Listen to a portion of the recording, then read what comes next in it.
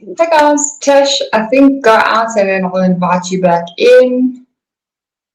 Um, Hi everyone.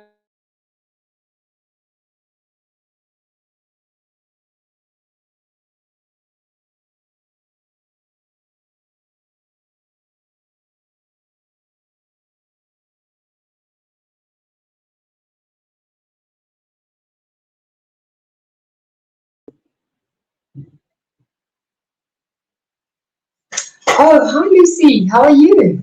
Let me just let Tash into the studio. Something. How's it? Hi. Good, you're back. Yes, I'm back. You're back, you're I don't back. know what Okay. happened there. No, me too. I don't know. Okay. Something with our microphones. But anyway, Yeah, how are it's you, strange. Lucy? All right. So I'm it's going to back. be, if this sounds a little bit hollow, I do apologize for that. I hope you had a good weekend, Lucy. So you're just sorting out something here. Okay, Tasha, I can hear you now. Okay, cool. Cool. Hi, Miss Pottage. Sorry, I can't talk today. It's Monday, and Ah, I can't talk much. It's Monday. If I fall asleep, I'm so sorry. But probably once I start talking, I won't fall asleep because, well, yeah. So Tash and I were just watching this. I recorded a video for all of you hi, that are John. going to join the stream. I talk Tash.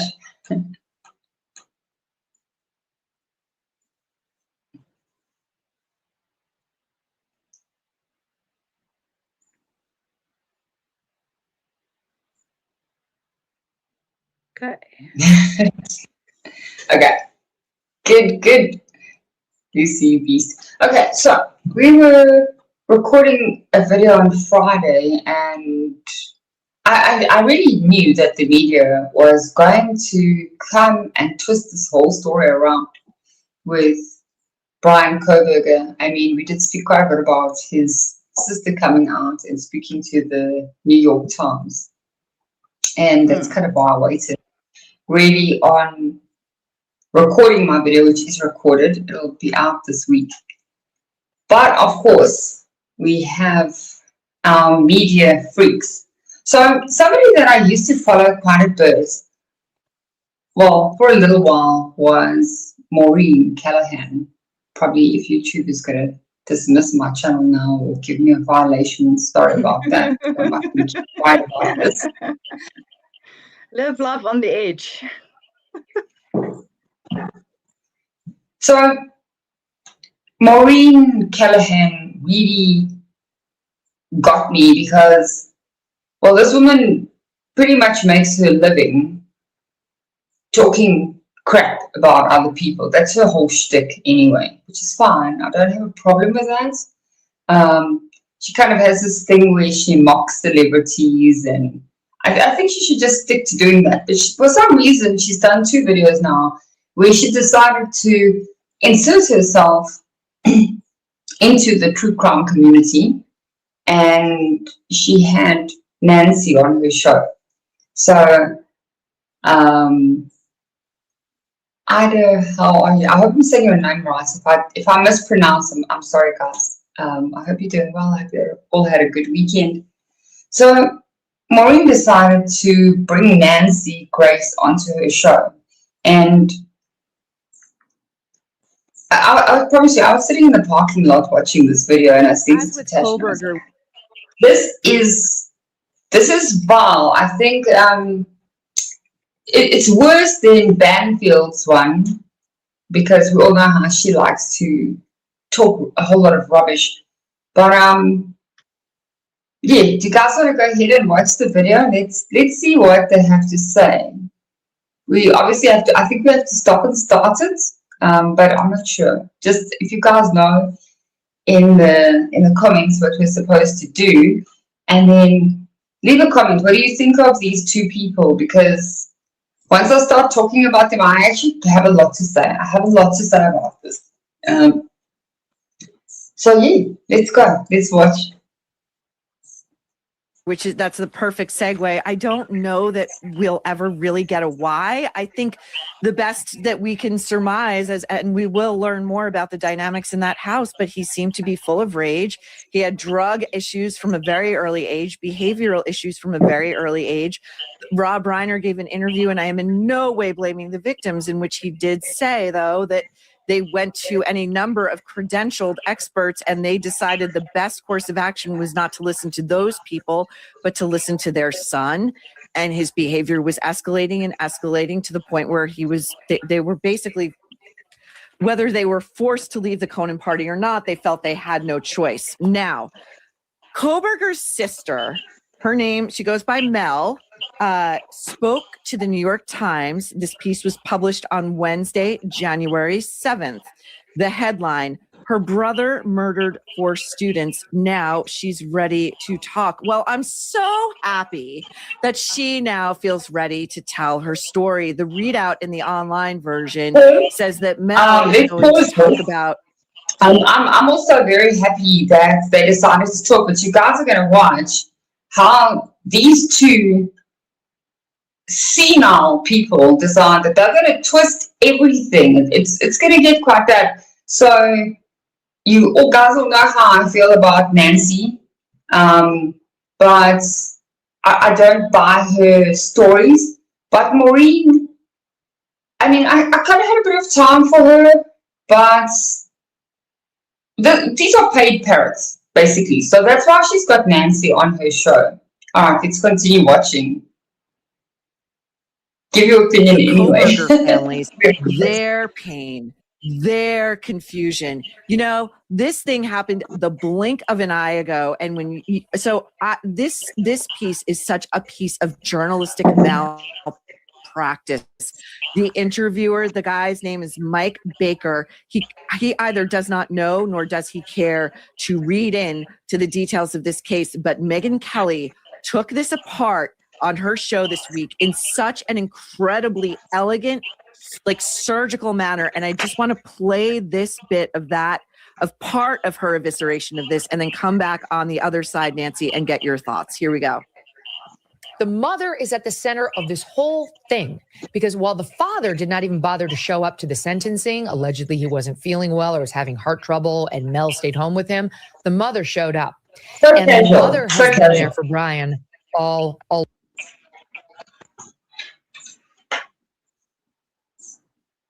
What did you say, Wins? So casual. No, keep going. Let's keep watching. Oh. Long.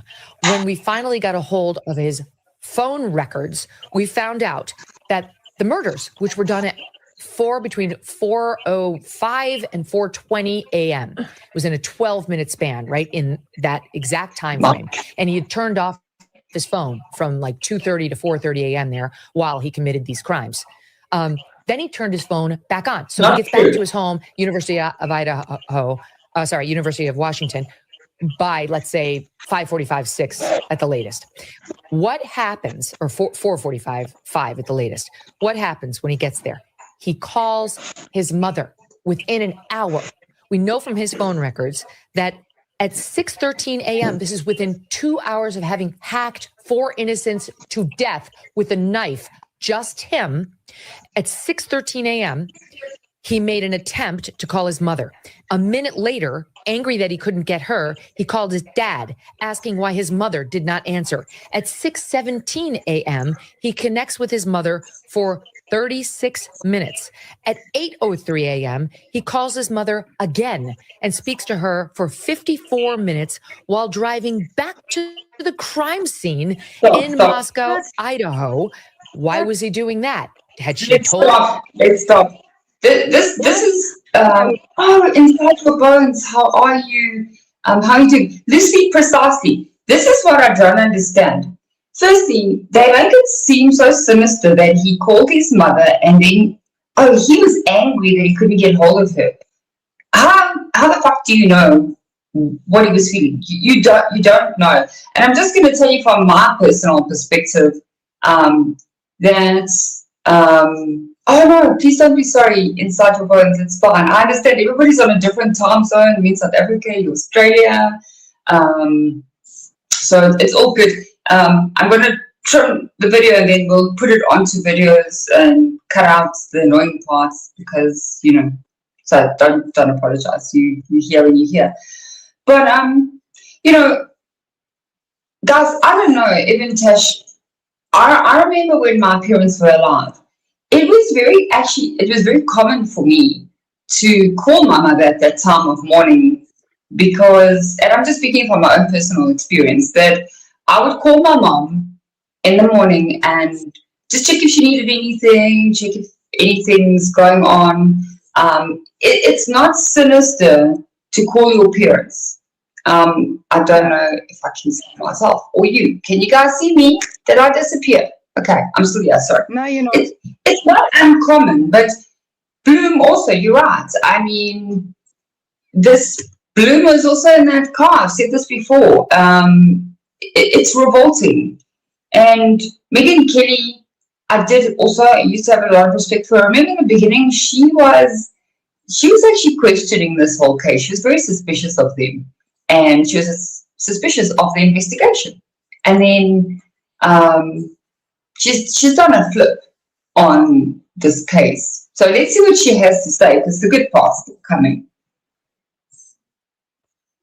Him, make sure you go back and see about the knife sheath. Had he confessed anything to the mother? It's very hard to believe they didn't discuss it 120 minutes after he did it, when he was obviously very insistent on getting a hold of the mother in the first place. At 9 a.m., another 9-minute conversation with the mother, totaling over 3 hours of conversation that day via 5 calls, none of which is mentioned in this rehabilitative puff piece in the New York Times that did absolutely no kicking of the sisters' story or tires. What do you make of it, Nancy? Hold on, before we go on. Maureen looks like those a ton Maureen. of AI work tools. Then I tried Monday.com. You've got a reporter for the New York Times doing a Maureen puff piece, Callahan. and that's what it is. They might have Maureen worked on Callahan. a fashion piece or an interior It's just design stop playing. piece about where she lived. Because Maureen Callahan looks like, what did we say? Those, do you guys know those Wayans brothers when they played in White Chicks? Tash, say. Yeah, the white chicks. Yeah, those drag us. Wait, I have a picture here. Wait, I'm a word. I. She is tough piece. She looks like those two from White Chicks. Yeah, I can't deal with this. They really do look. Both of them together. Get a good picture for you guys. Excuse me, Nancy. I think I should tag Nancy Grace in this. She always gets these people on her show, and then she's got this one attorney. I can't think of his name right off the top of my head. And this guy's an expert in his field, and she'll say, are you telling me? And then she'll cut his mouth, and she'll tell him that he's wrong. It's horrible. JP, how are you? But this is what I'm saying inside your bones. This is further proof that it's unlikely that he did it, because when you're guilty, I mean, if you've got kids, any of you guys, when your kids have done something really wrong and they don't want to be caught out, right? The last, and I've said this a lot, Tish, right?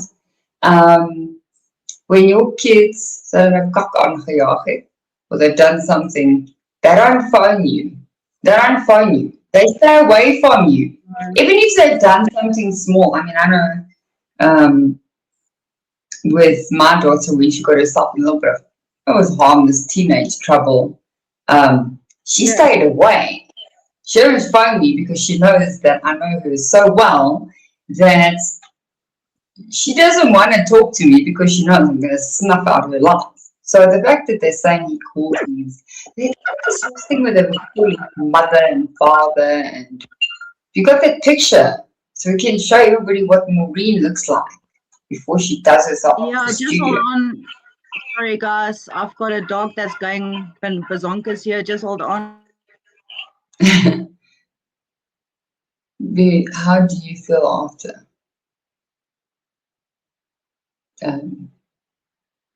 Yeah, you're right. Inside your bones, exactly. That's what I'm also saying, JP. He rang his parents all the time. Why also is it not being questioned that Dylan? Bethany called her father. What is so sinister about it?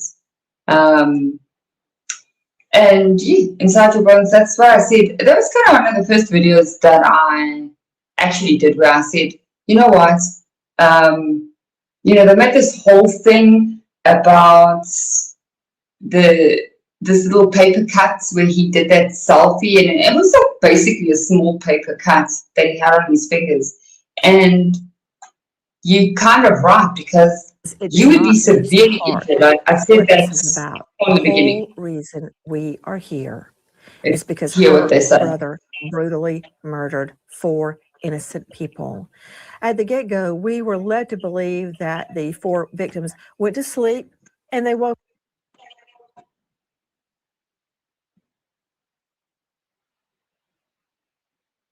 Okay, sorry, something's freezing here. Just give Tash a second to get back. Sorry guys, we're doing it like this. It's a little bit back to front. I still don't have my laptop back, but Okay, sorry guys. Sorry. I'm back. Okay, so do you guys want me to play the video or what Yeah, does I play now? carry on playing. Up in heaven. Have you got that picture? Have you got that One victim picture? was stabbed around 30 times in the face. Her teeth were stabbed out. Another victim was sliced across the jugular, and there was arterial bleeding, Look at like a water she's stream so graphic. in that room. She's actually fucking horrible, this woman. Why do you need to say things like her teeth were stabbed out of her mouth? And we all know. Oh, there you are. Hi, Maureen. Hi, Nancy. You fucking freaks.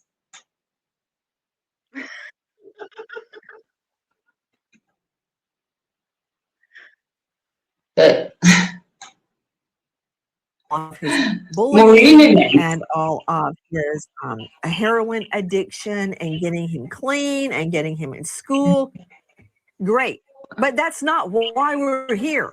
We're here because he is a 4-time killer, and we're trying to get insight into that. What happened? Because the prosecutor left us high and dry.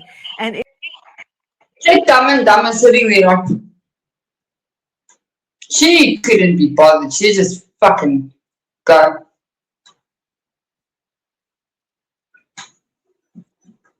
Those two. I would rather watch them. There's more Hair comedy is in them. blue. She is dressed in sort of a Big gothy, like studded black ensemble.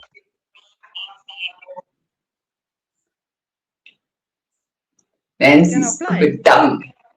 Dumb. Play.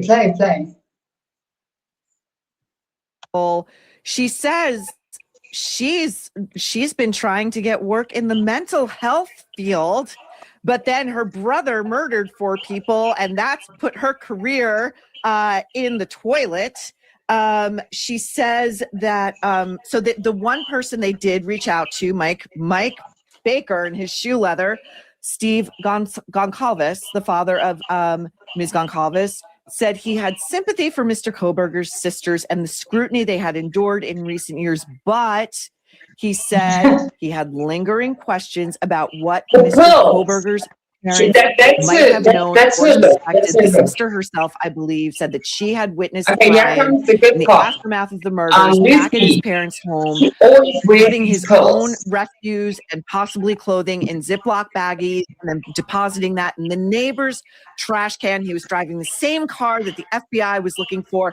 And, it's like, is the one possible benefit of this piece that, like, a civil suit gets launched? Because if the mother knew and the mother was helping Bryan to cover this up, Oh, wow. he said, according to this piece, he wrote, as a young man of having no emotions, you cannot tell me that evidence of psychopathy was not there at a younger age. I'm sorry. Oh, wow. Listen to what she's going to say now. For just So Maureen always comes on her you show. can generate as many videos as you want and never have to worry. Yeah. Maureen comes onto her show. Okay, it's Paul. She comes onto her show. She always wears clothing. Male. Okay, so let's listen to what Nancy says. Career in mental health if she lived with a spree, some say serial killer. What? That blonde was awful. I think I saw her on a show. Lauren Reed. Ugh. Oh, nice. And didn't notice anything was wrong. Didn't get any clue, no forewarning that he was off the rails for all those years. Nobody knew. Yeah, that's not going to help her at all. But we've seen a previous similar attempt when Gabby Petito's family sued the family of Bryan Laundrie. Laundrie murdered Gabby. Then he comes back across the country in Gabby's Ford Transit with Gabby's items, her belongings, her phone, but no Gabby. And the victim's family kept trying to call, find Gabby Petito. Where is she? She should have been back. What's happening? They wouldn't take the calls. They had nothing to do with the Petito family, desperate to find their daughter. And the Petitos believed that they covered up evidence. That lawsuit has gone really nowhere. So it's going to be hard to prove that they did, but we can deduce that Kohberger's mother did know. With all those phone calls immediately after a quadruple slave, and he is so insistent. He's got to talk to his mom. How many minutes are you on? I think you must go back to when she first starts talking to Nancy. We missed that piece. Just go back to where she first talked to Nancy, like right as they like kind of right as they start talking. I want to hear that piece quickly. I think I did something there. Right at the beginning. Right after Megan. So it's about here. What are you making it, Nancy? Listen to this. Listen to this, guys. For the New York Times doing a puff piece. That's what it is. They might as well done a fashion piece or an interior design piece about where she lived, because it did not reach the heart of what this is about. The whole reason we are here is because her brother brutally murdered 4 innocent people. At the get-go, we were led to believe that the 4 victims went to sleep and they woke up in heaven. That is not what happened. One victim was stabbed around 30 times in the face. Her teeth were stabbed out. Another victim was sliced across the jugular, and there was arterial bleeding like a water sprinkler in that room. I find it very hard to believe the mother at least did not know anything had happened. Now, what concerns me about the article is that the sister was not cross-examined on these very critical issues, the issues that actually mattered. Now, I'll hand it to the family.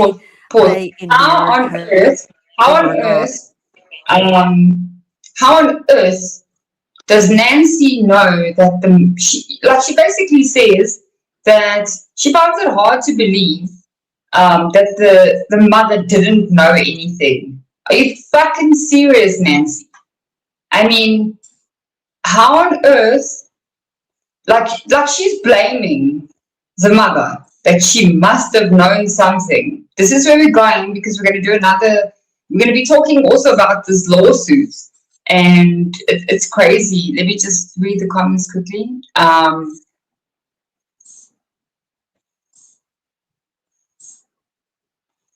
Oh, okay. Yeah. She was leaked some kind of information. Nobody likes Nancy. But listen, yeah, because let's keep playing. Please do and all it. of his bullying and all of his heroin addiction and getting him clean and getting him in school. Great. But that's not why we're here. We're here because he is a 4-time killer, and we're trying to get insight into that. What happened? Because the prosecutor left us high and dry, and it will be a cold day in HELL that I believe that mother did not know what was going on. There, I'd like to get her on cross exam. You live in HELL. Yes, and so the piece. First of all, the accompanying photo to this piece. This woman has like half of her hair is blue. She sorry if I say your name wrong. I'm blind as a bat as well. How does Nancy say? I don't believe it'll be a cold day in HELL because you always feel like nice. I don't swear. I don't do anything wrong. I'm a nice person, but she's not a nice person.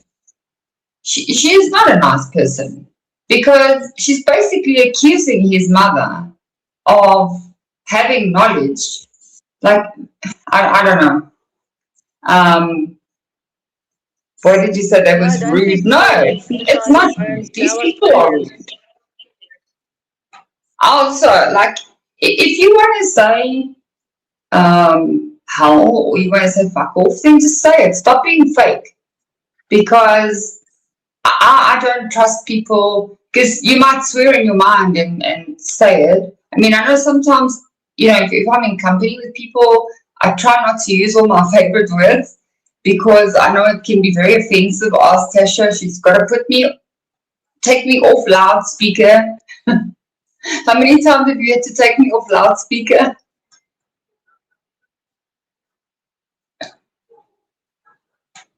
About every day. So I'm not the kind of person you About can talk every to on day. loudspeaker. No, listen, I think the devil is literally like rubbing her a bed sheet clean at night for a special place in hell, because I believe Nancy has a special place in hell. I really do. And what if you said Nancy makes this all about her? And this is the problem I have with Nancy as well. The great point, Tash. But just coming back to that, every show of hers, she will always make everything about herself, right? And it's fine to talk about your private life when you're on YouTube. I don't have a problem with that. But she'll always talk about her dead fiancé.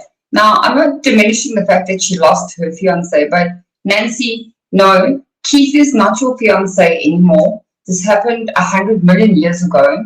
You have a husband, you have kids, move on. I can't understand how this woman's husband must feel when every single show she will talk about her fiancé. And I'm not being disrespectful to the fact that she lost him, but I just wonder how her husband and her kids feel, because she'll always say, I'm only a trial lawyer. But you're not a trial lawyer, and you're not a liar in Idaho. So, yeah, and you're right, what you're saying. Like she's, oh, hi Heather, how are you? Sorry, I don't reach you guys. I'm blind as a bat. That's you're right, what you're saying about it. Because she got hurt once, everybody must suffer. Everybody is a criminal. Everybody's a freak. I can tell you now, Nancy has not read one single document. She has not looked at the footage.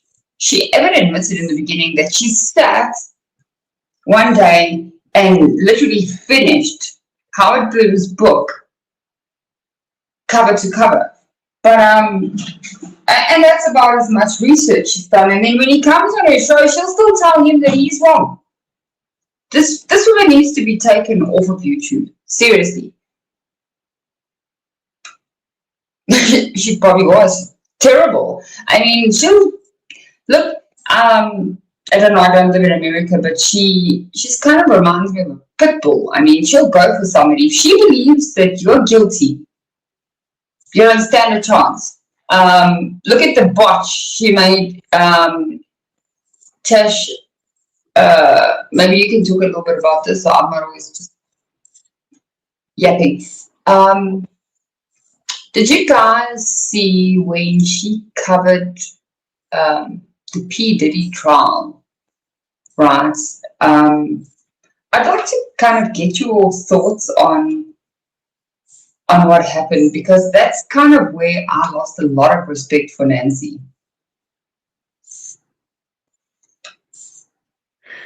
Yeah, poor pit bulls. And I'm not talking about the singer though. I'm talking about the real dog.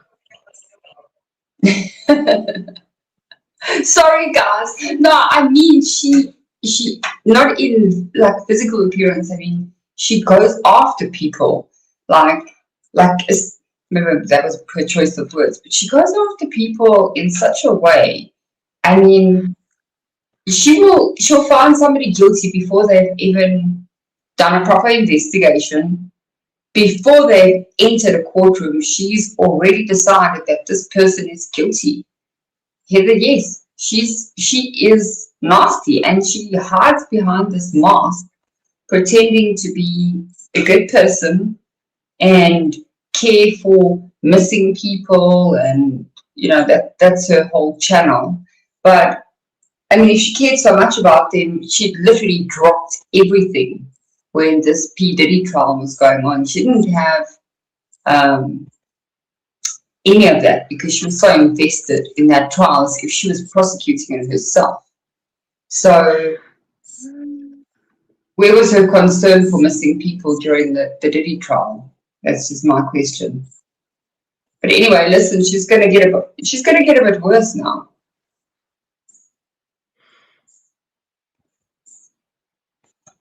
Oh yeah, right, she has. She's full of hatred.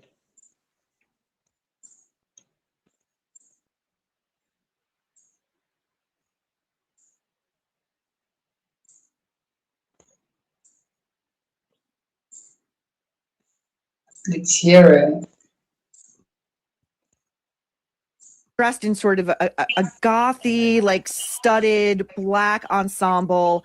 She says she's been trying to get work in the mental health field, but then her brother murdered 4 people, and that's put her career in the toilet.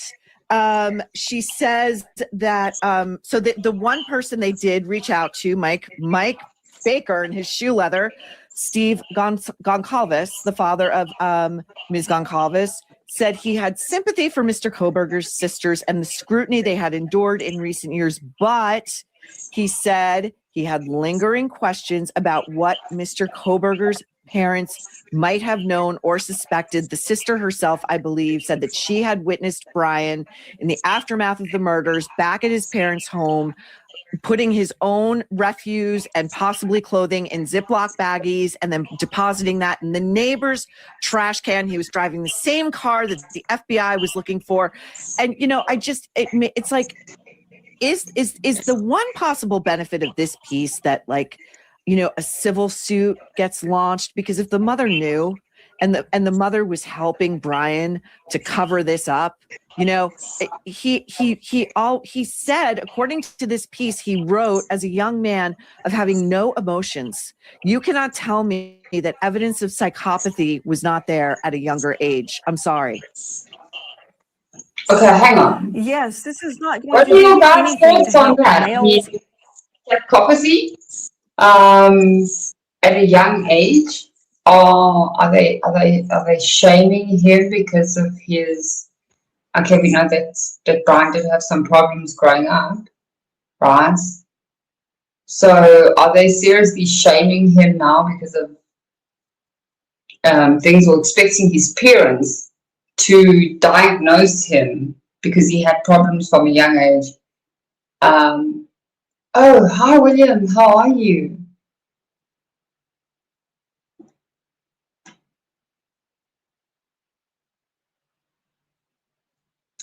I think they were.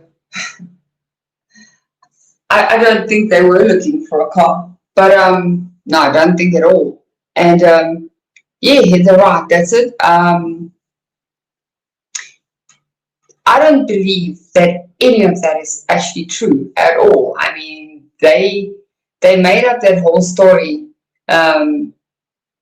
Firstly, she's attacking the way the sister's dressing, attacking her hair color. Mind you, these are Christian women. These are Christian women, right? Supposedly, and yeah, I don't think anyway. Sorry, I don't want to go down that route, but attacking the way they look, saying that he was putting stuff in baggies, sorting through his trash. What do you guys believe that story? Because imagine this, just as they decide to go and he's sitting in the middle of the night sorting rubbish into baggies. I don't think that's true. I think that's a story that Howard wrote, just for dramatic effect. And then they just run with the story. I don't know. Let me know what you guys think.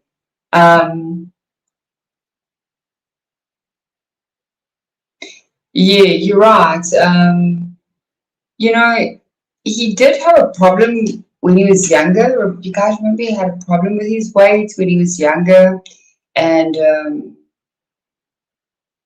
it makes sense what you're saying. Like, I mean, I'm sure he would have isolated himself definitely. If you've dealt with children with autism, of course they do. They isolate themselves a lot. So, yes, that's true. They don't. Big Mike, how are you? Good to see you all here. I'm so glad are you all up or are you just getting up? Are you just getting up? Been up early.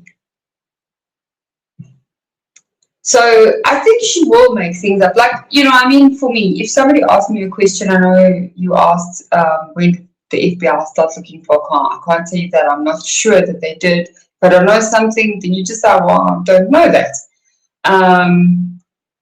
But you're right, JP, sorting your trash is not a criminal offense. I just don't believe that he was doing it at the very moment that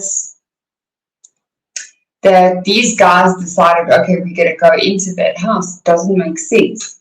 So, but even if he was sorting his trash, I mean, I've sorted trash at 12 o'clock at night. I was sorting out things at 2 o'clock in the morning the other day. I mean, cops had to bust in my house and say, oh, you must be guilty because you're sorting through cleaning supplies and doing things like that at 2 o'clock in the morning. It's not something that's very unusual. I don't know if you guys have done things like that, but it's pretty normal.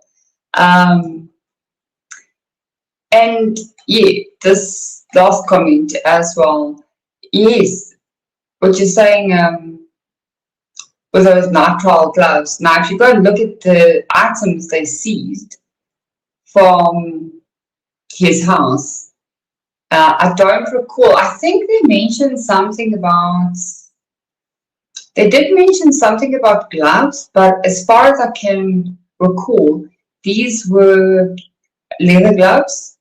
They didn't seize any nitrile gloves. Just anybody correct me if that's. But I will tell you this: I have OCD, so I wear gloves a lot. I wear gloves when I clean the house. I wear gloves when I mop the floors. I wear gloves when I make food. Even I know it's crazy. I do it, and it is something that is completely normal if you have severe OCD. Inside your bones. Okay, are you the same? Do you do the same thing? Tell me I'm not crazy, somebody.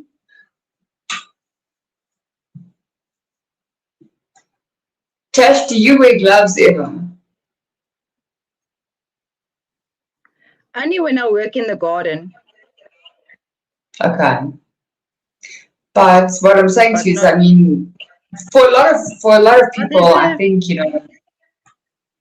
I've got ADHD, Okay, so it's so one- there's a few things that I can't touch, like cotton wool Yeah. or oh wow, freshly washed towels. I can't touch certain things. So that's my okay, opinion. you're right. And okay, so inside your bones, thank you for that. Oh wow. Okay, so that's you see, this proves everything. And you're allowed to feel that way.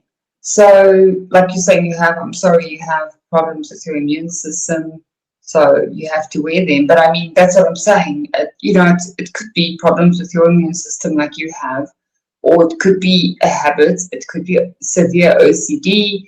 It could be. I mean, if I would wear gloves a lot of times because I don't like the texture of touching certain things. So.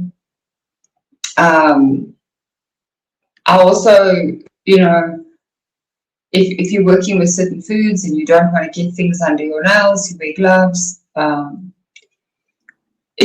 not going to go into a whole list of that, but it's not abnormal to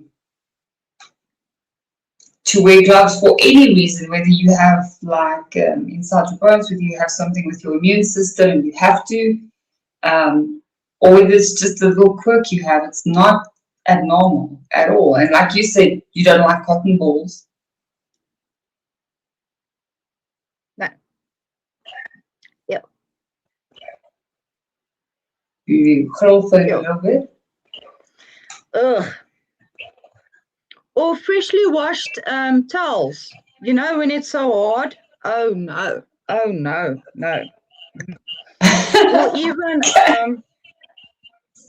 Or even what do you call those marshmallows?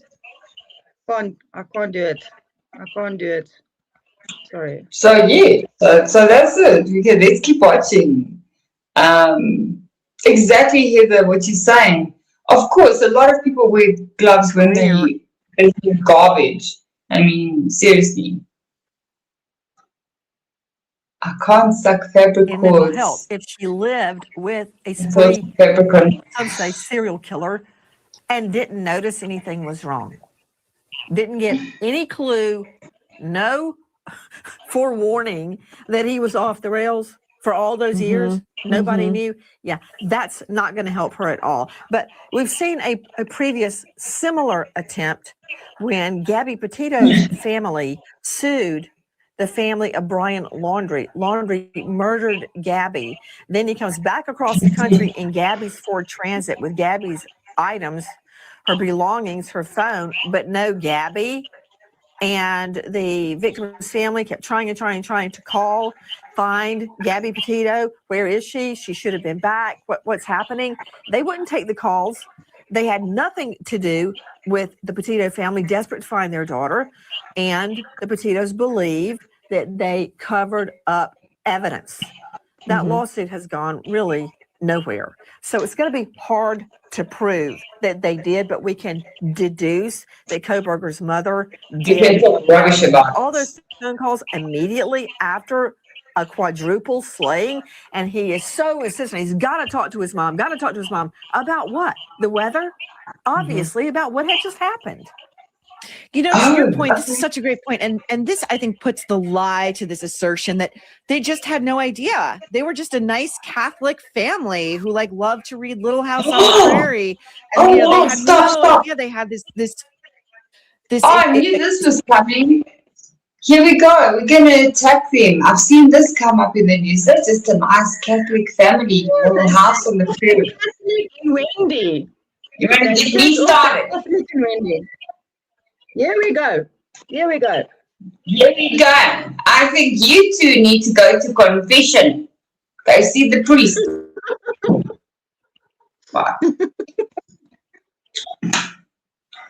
Yeah, these two need to go for confession. Please book them at their local. Let them go and see a Catholic priest. Let him help you. He'll probably need help after seeing you too. Let's keep moving. Fucking freaks. psychopath in their family. And to your point about the Gabby Petito case, I think of those cases in which a close family member does come forward and says, I think that my sibling, my son, my parent is the one responsible. I think about the Unabomber's brother, who did not want to go to the feds, hoped against hope it wasn't his brother, but thought that it probably was, and he had to do the right thing. I very rarely have seen adult children or siblings of killers say your dad is a killer, your brother is a killer, admit that, yes, he did it. And I don't know why that is. I'm a trial lawyer, not a shrink, but I think that they can't take it in that they did nothing to stop it. And how could you not put together the fact that he's in Pullman, 15 minutes, in fact, he used to jog to near where the King Road address was, the spot of the murders. And they knew that. Hang on. They knew he was jogging in that area. And he's got the white Elantra. I mean, how could they? Hang on. So we had an incident happen right here on Friday. They found a woman at the McDonald's, or it was KFC. Her husband had killed her. Put her the KFC. You heard about that? Put her in the boot, right? And so, I mean, my brother drives the very same car. This is 5 minutes from my house, eh? This is 5 minutes from my house. So now, because my brother drives the very same car, maybe I should ring him up and think, did you do it? Did you dump that body in the boot of the car? I mean, and Nancy, they didn't suspect him because the car model was a 2011 to 2013.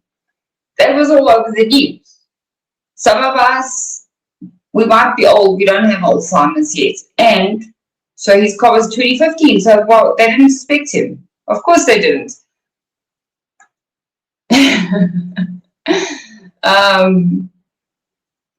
No, I mean, that's what I'm saying. Okay, every time, how many white Hyundai Elantras are there in the world?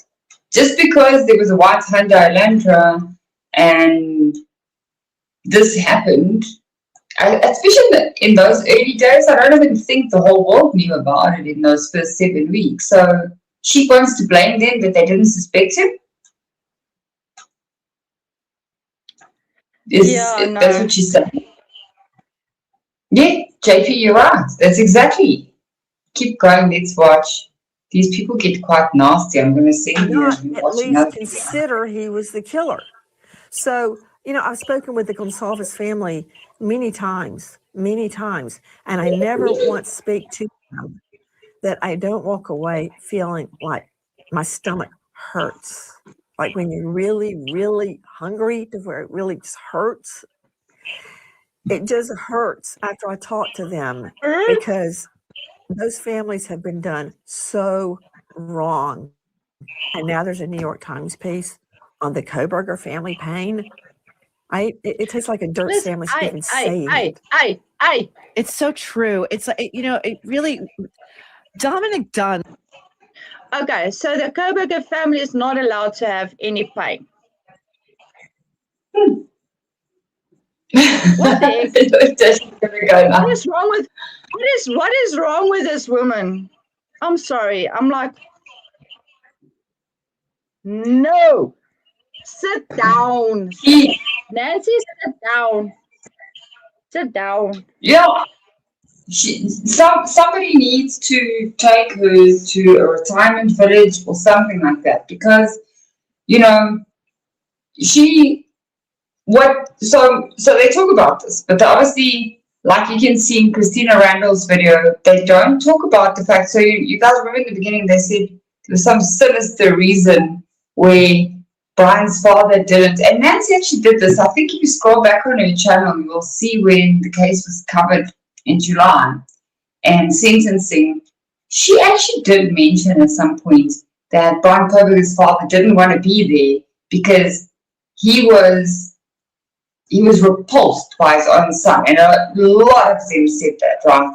Now we find out that Bryan's father's got a heart condition, and this woman is ballsy enough with his father that's got a heart condition. Can you imagine what that poor family is going through, actually? Like you're saying, I mean, this, I always felt from the beginning, even if you want to say Bryan did it, who gives you the fucking right to take pot shots at his family, okay? And now especially knowing that his father's got a heart condition, they're like animals, like wild animals. Yeah, exactly. Nothing. I mean, this man, he's not a young man anymore. I think at the time, Bryan's dad was about 68 when this happened. And I think he was there, like you saying, at the change of plea, but at sentencing, I remember he wasn't there. And people said that it was because he was disgusted with Bryan. But in this article, it's very weird how they pick and choose which parts of the article they want to tell their audience about, because they don't mention that Bryan's dad has now got a heart condition. They don't mention anything about his sister that said she feels sorry for the victims, and that she's even got their number saved into her phone as reminders that they sympathize. You know, that's very selective. They're showing you only what they feel like showing you. They're not being transparent. And I don't know which of you read the article. I did read the article, the whole article, and I did a video, so that will come out this week. But I actually found these people to be very sincere. The whole reason they haven't come out, and mind you, I don't know what you guys think, but I would not have been able to keep quiet. They're making it seem on some channels that the family did suspect Bryan, and she's saying that she was suspicious. But if you read the article properly, you'll see she actually was not convinced. I don't think she believes her brother is guilty at all.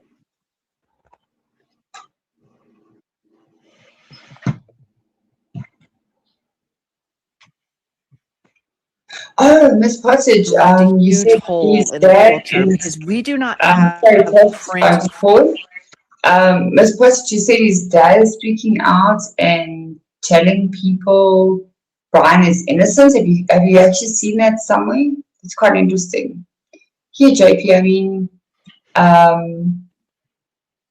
the sister hasn't done anything wrong. It's just, I wouldn't even go as far as to say it's stupid. I'd say it's low class to lump the whole family in.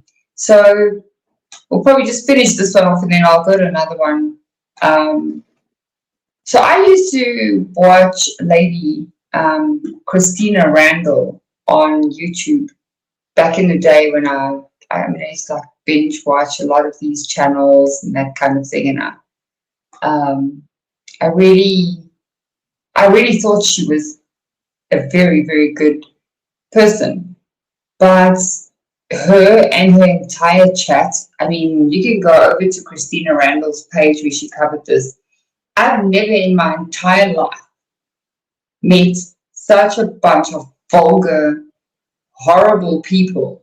I mean, the insults in that channel. And mind you, Christina starts her YouTube channel and she's like, everybody, always remember to be kind in your everyday life, in the grocery store, to the people you meet, and especially in the comment section down below, right? But she can see that her chat where people are going ugly and they're throwing insults and they're just being completely vile. Christina Randall, like many of them, I have zero respect for any of these people anymore. I think this case just really showed me how vile some of these people are. They kind of get to 1 million subscribers, or they get to 1.5 million subscribers, and they lose all morals, nothing. I mean, they basically will say anything. Oh, wow, that is very interesting. You said, wow. You know what? I would absolutely, I would so love to find out if any of you guys know how we could write to the Kohberger family. I would love to get their side of the story, because, but I think maybe they are going to talk. Heather, does she talk about the cleanup and all of that? No, because she believes that this happened in 7 minutes. You know, that this is what she believes. She really, in her mind, she thinks that this is logically possible. I'm going to bring another guest on probably in the next week or two, and he can explain that. JP, Jules said that Randall was doing OF. Oh my God. Okay, so I'm not the only one. I'm not the only one that doesn't have time for her. I mean, you know, she acts. This is my thing with these people. Like, that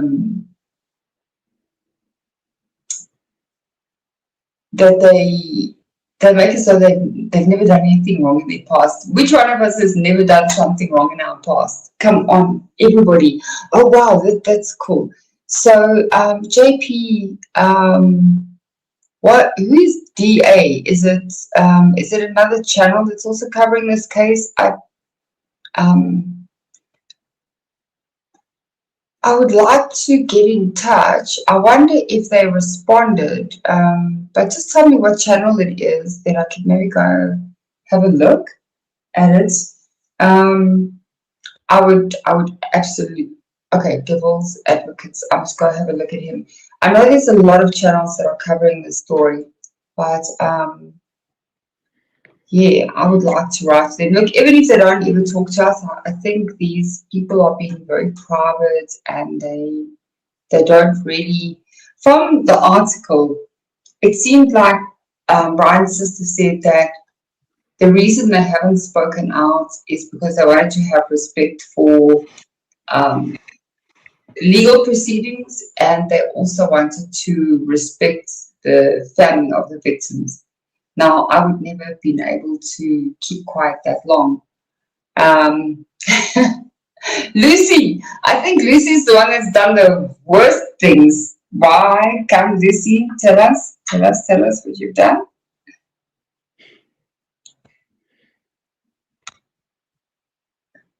Wow, that is crazy. Miss Pottage. Oh, wow. Miss Pottage, are you from UK? Sounds like a British name. Really? That is fascinating. I would absolutely, because I have actually thought about writing to him. I just wasn't sure if it would be allowed, sending an international letter from South Africa all the way to Idaho, but it's something that I did put on my notes. Oh wow, that is that. The bucket list. Okay, look at Lucy's laughing because Lucy has. What have you done? Lucy's writing to somebody. Who are you writing to, Lucy? Rex and Luigi hasn't replied back either.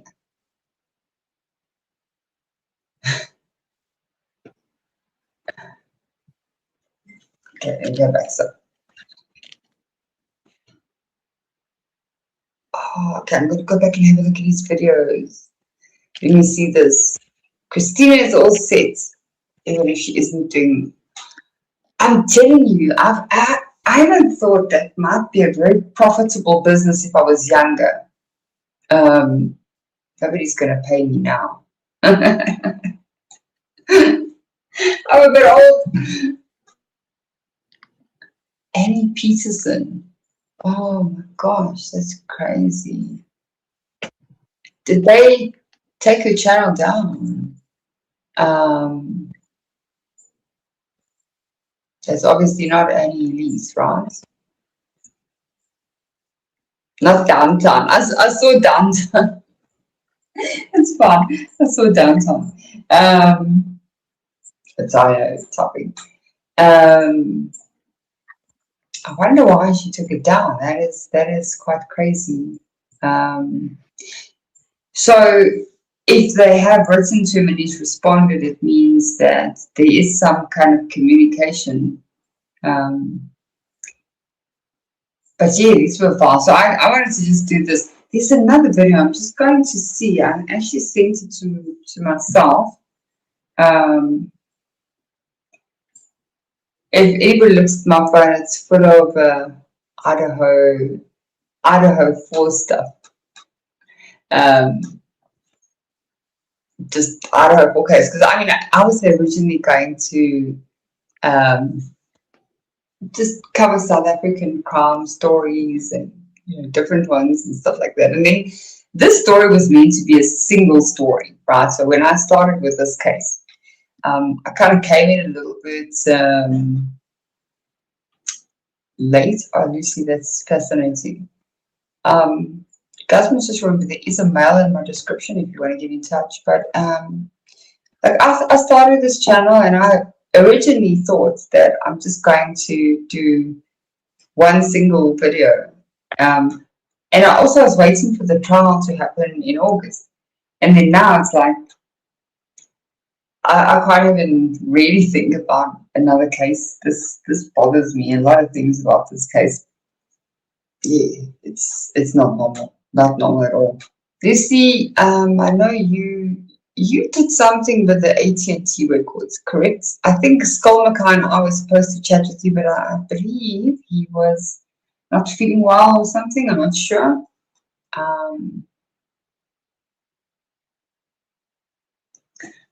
Let's see. Okay, confession time. Okay, inside your poem, she started a confession. One of my recent sins was when I mistook the narrator on Lucy's video for Lucy, and it wasn't a narrator, it was Ashley Chase. Go say 3 Hail Marys, you're forgiven. Okay. Ashley Chase. Oh my gosh. Now, where did Natasha disappear? You have to wonder. Let's wait for her. Ah, where were you? Keep going. I was here all It's confession time. No, I'm listening. I'm reading the chats. I've got. Okay, you keep them company. I'll be with you in a sec. I'll tell you now. I'm gonna show you. I'm gonna show you now. Give me a sec. Okay, you guys want to listen to this bullcrap further? Criminal reporting or high profile trial reporting the way we used to with Dominic Dunn, who spent years trying to, just for one example, get Michael Skakel in front of a jury for the slaying of Martha Moxley. I know that conviction was vacated, but instead we've got crap like this in the New York Times. Feel sorry for me. My brother is a homicidal maniac who snuffed out 4 young lives and seemed to enjoy doing it. And it looks like my mom was an accessory after the fact, just my opinion. But hey, we just want to re-enter polite society. Please, won't you help us? And the New York Times says, sure, why not? Stop taking meeting notes and let ClickUp AI Note Taker do it for you. It allows you to focus on your meetings. I find it so concerning that so much emphasis is placed on the killer and his family, when what the victims have been through and what they will go through the rest of their lives. This past Thanksgiving, I had to be turkey, and we have a turkey off every Thanksgiving. My husband smokes a turkey, I bake one, and then And you need a bottle of this holy water. So I'm just going to sprinkle some on the screen so that I can protect my spirits. Yeah. But it's fine. Keep going. Let's hear what she does with her turkey.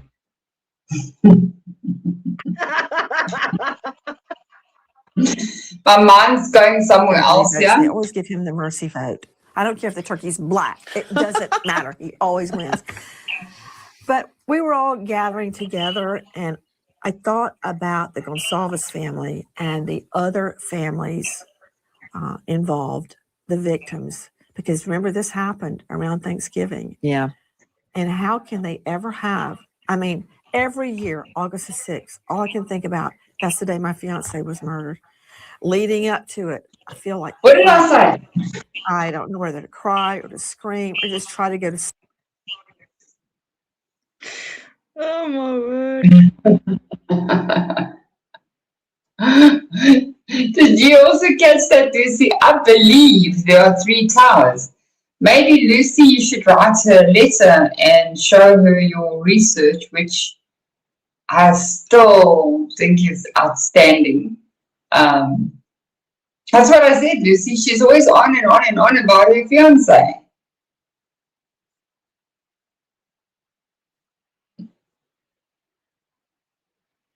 Let's see what she says about the turkey. No, there should have been. Sleep. And then after it, and on that day, I try, you know, because I have the twins, you know, gotta try to keep my lamp lit for them. What about losing your child? Your child, your heart of your heart. And now they have to read this. I pray to God they didn't look at the New York Times.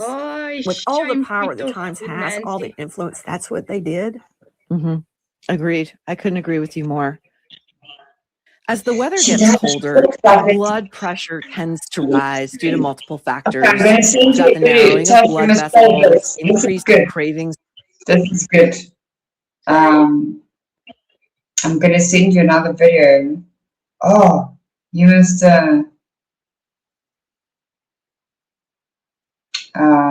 going to send you a video.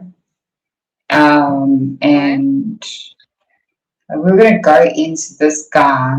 We'll go into about 15 minutes. You're going to hear this guy. So Nancy starts talking very softly. You want to know how her husband copes?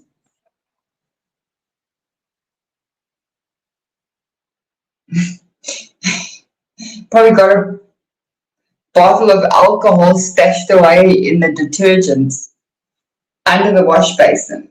Oh, yes. And he owned no books. Remember there was a series here in South Africa, and what was it? It was called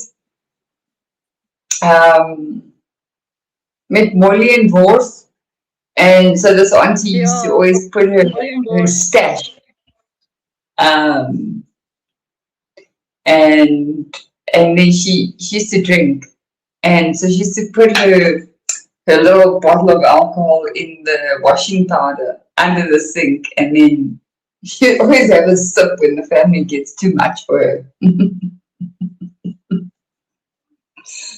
It's gonna do something with it. But this guy's worse. Okay, so this is Brewski. Oh my. Let's watch him a bit. World. You may have decided to destroy it instead. Robin made another critical observation. This wasn't a sudden explosion. It was an inevitable endpoint of a behavioral arc. Kohberger may not have left trophies behind, but the digital trail, the Amazon searches, the reenactments in his mind, that's the footprint of someone looking to escalate, to improve, to do it again. The Ramsland angle, that's the part that lingers. Because if this was his twisted homage, if this was a way to show her he could walk into the belly of the beast and come back out, and we're talking about a man who saw murder not as a crime, but as an achievement. A resume line in blood. Oh, it's terrible. Brewski. Will we ever know the So full truth? go forward to about 15 Probably minutes. not. You're going to hear But he's here's going the to say deal. something Kohberger wasn't just interested in really vile. But we're on 16 minutes now. Okay. All right, sorry. Yeah, let it go. Sorry. Must I rewind it? No, keep going, sorry. Okay. killers. He was fascinated by the power they represented. And on that night in that house with a knife, he may have finally believed he'd become one. Tell me what your thoughts are in the comment section. On YouTube is where you can do that if you're not there already. Just search Hidden Killers with Tony Bruschi on YouTube to find us there. Be sure to leave us your thoughts in the comment section on Apple Podcasts, or rather, press subscribe on Apple Podcasts or Spotify or wherever you're downloading podcasts so you don't miss any of the cases we follow for you right here. And do check us out on YouTube so you can join in those conversations. Until next time, I'm Tony Bruschi. We'll talk again real soon. Want true crime coverage all day? Dead-eyed, emotionless. And look, I'm going to say it because no one else has. I think he had a hard on. Listen. Oh, what? Yeah. Go back.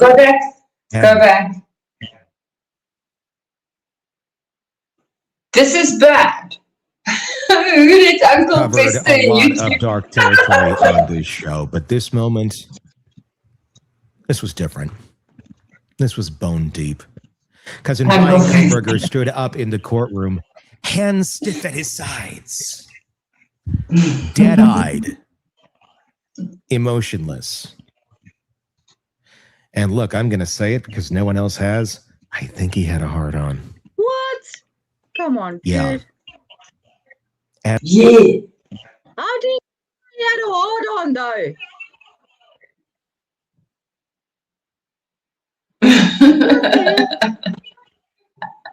How does he know it? How does he know?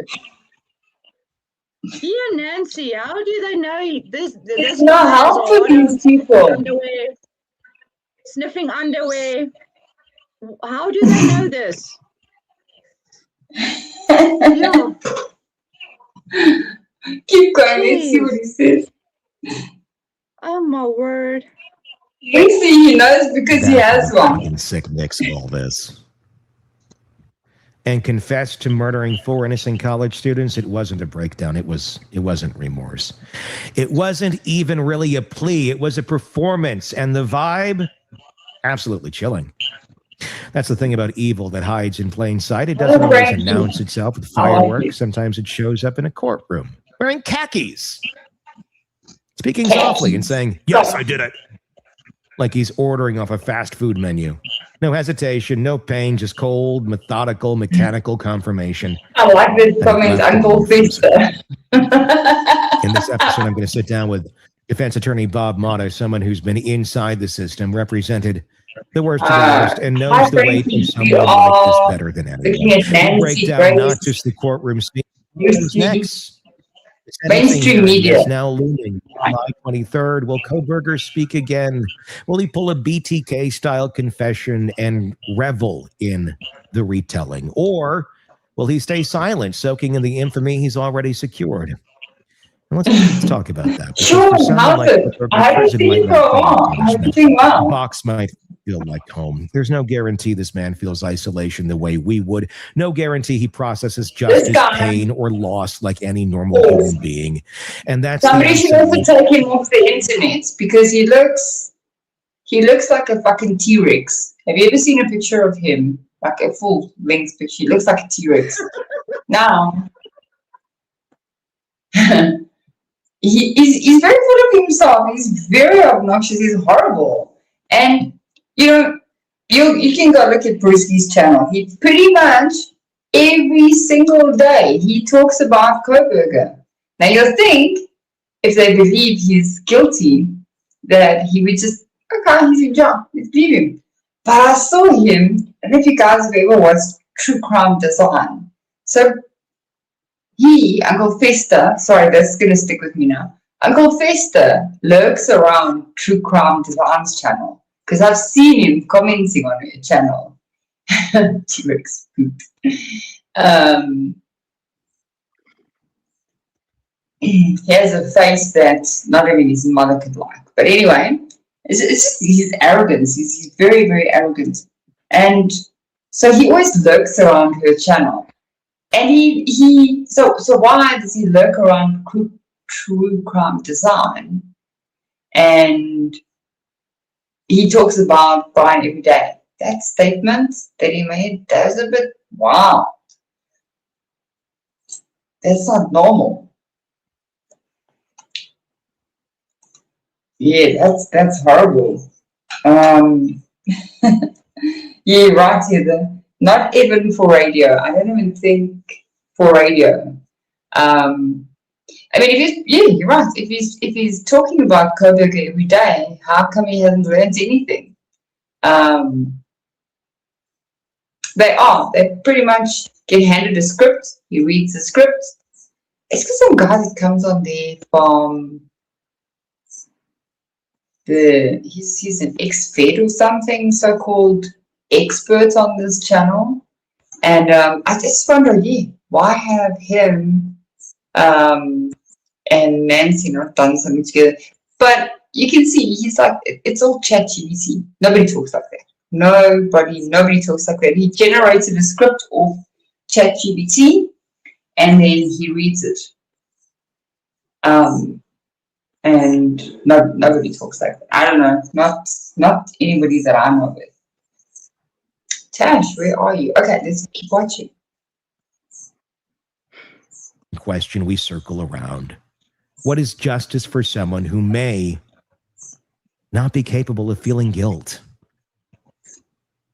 I want to hear your thoughts in the comment section. Please do leave it on YouTube. Press subscribe wherever you're listening to us. This episode isn't just about a plea.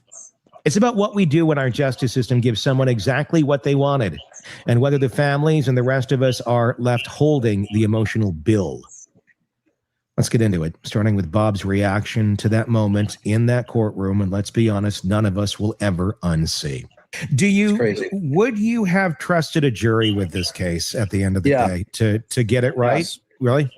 Yes. Yeah. You'd have been confident. Yeah, I think juries get it right most of the time. And I've said it once and I'll say it a million times. That fucking sheath is just smoking gun evidence. Yeah. There is no explanation in the world. Nice.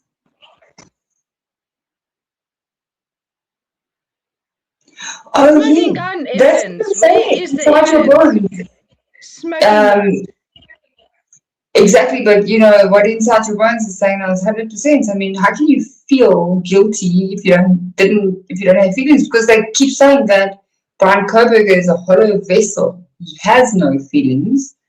And then in other news articles, they'll say he felt excitement, or you either feel something or you don't feel anything at all. I mean, which one is it? Can't do both.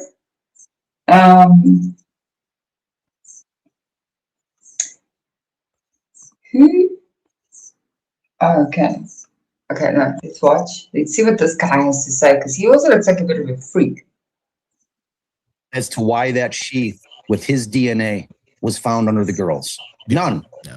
No, like no one's buying any kind of bullshit they would have tried to cook up. No jury's buying it. No jury's buying it ever. So yes, I 100% would have trusted. Like, I don't think that's the thing. I know people are saying that, oh, the prosecution didn't have the balls to bring. I don't think that's it. I really don't. I think that there's a lot of things to take into consideration. That small county just saved the taxpayers millions and millions of dollars, because it's not just for the trial. It's for the entire appellate process that takes place after. It has to get paid for by the taxpayers. Mm-hmm. It goes on forever. For up to 2 decades or more. Before this guy's executed. He might have died of natural causes before they were able to stick him in front of a firing squad. It's like that part of it has to be taken into consideration. It's just how the legal process works. The wheels of justice turn very, very slowly. And when you take into consideration all of the factors, the money side of it, the humanity side of it, because when you listen to Maddie Mogan's father and you read his statement, he has a very different view. Yeah. You know, and it's fascinating to look at it because we're all human beings. We all process grief and trauma differently. We're not the same. None of us are the same. So you're saying that this guy is friends with, is it with those two, Heather and Jared from Othram? I mean, who is this Bob guy? Somebody tell me. I mean, it's actually the first time I've seen him come on Brewski's channel. But a lot of them got up in Othram's pockets at CrimeCon, from what I saw.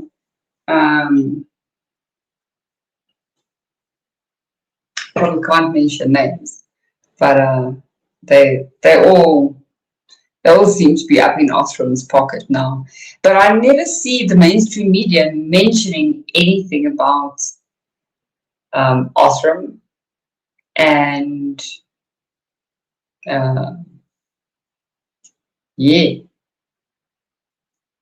Wow. Who is this Bob? Heather?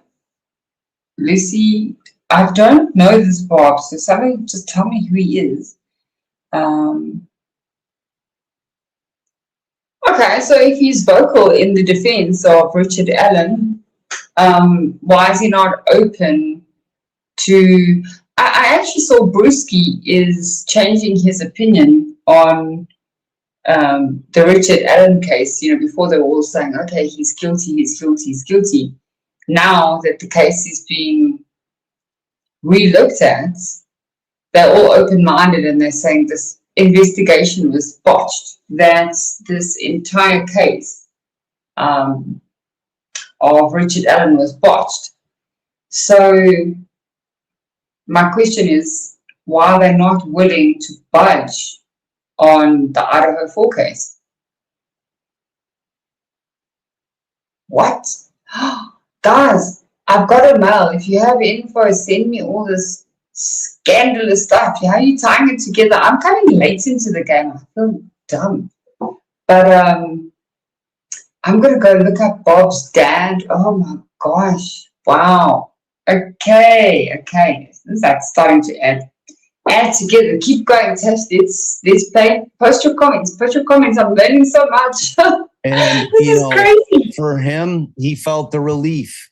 And you know what? That fucking psychopath stood up in court and said, I did these things. I want to get to that. And you're right. Both of them made very compelling statements, and they're both right in their own sense, because it's an there is no wrong thing. answer. There is no wrong opinion on that. I heard both of them. Like, I hear you. I can see completely both ways. And totally. Let's talk about the moment in court where he stood up. Didn't even really need to stand up other than to be sworn in. But that was a creepy moment for me, because Ann Taylor, she did her thing. She stood up, did her thing to the judge. And then it was time. Kohberger, he was fidgeting. He was like a third grader waiting to stand up and, as I've said, get his participation trophy. And he just couldn't wait. And he stood up without even being asked. And the judge is like, well, while you're up, we'll swear you in, but you can sit down. You know, like, you don't need to. I appreciate the respect. I don't think it was an offer of respect on Kohberger's part. I think it was Kohberger in his own weird sense of, this is the moment I'm about to bask in. And the judge kind of shut that down, like, sit your ass down. But that was weird. Like, it felt like he was really, it wasn't a, shit, I got to say yes. And all. It was like, yes. Like, I am telling you, I did this. What was your take on Kohberger's demeanor in that moment of admitting his guilt, name by name, charge by charge? The one word that I came up with during my live, which I think is the perfect word for it, is chilling. Yeah. It was fucking chilling to watch it. I had goosebumps in the worst type of way, goosebumps from watching it, because we just don't see that. No. You don't see it, Tony. Like, you don't see it, dude. Like, and it goes to everything that we've been saying about his mindset and his personality and where he's at mentally with this thing. It was chilling to the bone, man. Yeah. Like, it was like, this was a killer who just stood up without an ounce of remorse. And we'll see during sentencing, he's going to have the opportunity to say something. Like, that's going to be fucking fascinating to see if he's going to say something and what he's going to say, you know, and it's going to be probably one of the most devastating things that we're ever going to watch is those families get up there and get to say their piece as to how this man destroyed the fabric of their lives in a way that's so fucking profound that it's like, it's hard to imagine. It's unimaginable, really. That's going to be a really tough one to listen to. Oh, dude, I'm going to be crying like a fucking baby. Like, Gary, like one of the most powerful things that I've seen, like when you watch these victim impact statements from like the school shootings and the aftermath of that, man, like when I watched what's his face, the kid who they charged the parents, like my mind, I covered it. I can't believe I came up. The kid where they charged the two parents that were the first chair, like what's his name? I know what you're talking about. I can picture the kid. It'll come to me as I'm speaking. It's my age. But when I watched those victim impact statements, man, and it was like, it was one after another, and it was family, and it was friends, and it was like the eloquence of some of those kids that stood up and explained how it impacted them was some of the most powerful words I've ever heard. And I imagine that day on July 23rd is going to be a lot like that. And you're going to hear it all. You're going to hear just rage. You're going to hear absolute sorrow, the deepest sorrow. I mean, it's like, and it's so important for us to hear that because it makes it real to us, because it's one thing to sit and watch shit on a TV, but to have even an inkling of what that might feel like if it were your family that was impacted is important for all of us. And it kind of puts into focus, you know, just how devastating these cases really are. Yeah, it's going to be something to watch. They didn't Not make at a all. requirement They weren't talking in about the plea deal that he had to They say never talk about the autism. so he may not say a word. I think a lot of us are mind.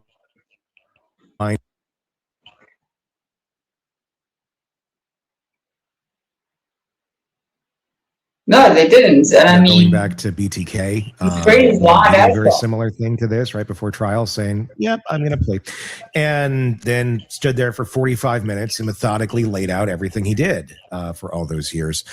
I wonder if we are going to see something like that here, or if this is, you know, they're very different cases. BTK was active for decades. Kohberger, this, as far as we know, was comparing him to BTK, a horrible thing.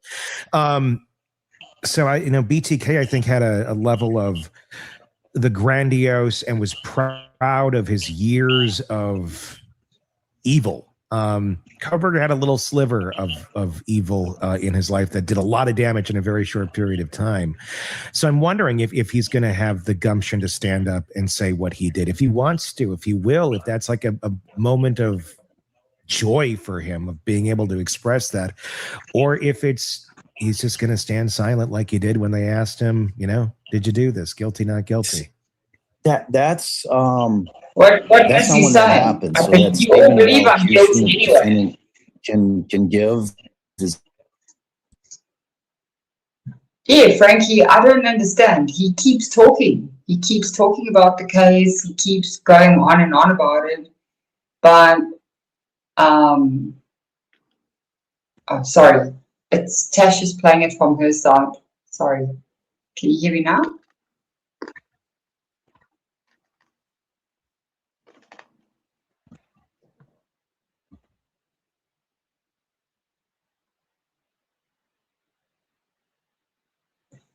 Let's see what you're saying. Yeah, sorry about that.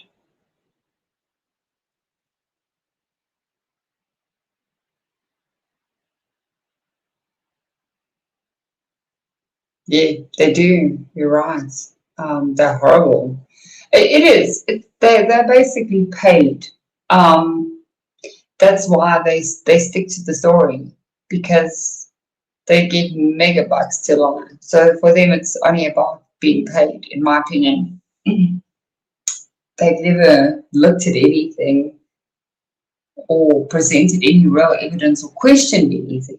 Because if they did, they'd be honest and say to themselves, this does not make sense. This doesn't make sense at all. They paid a lot of money.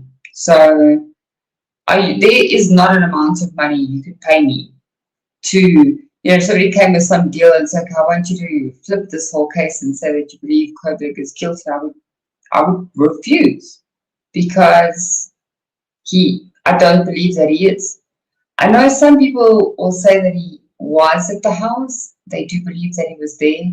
I don't even believe from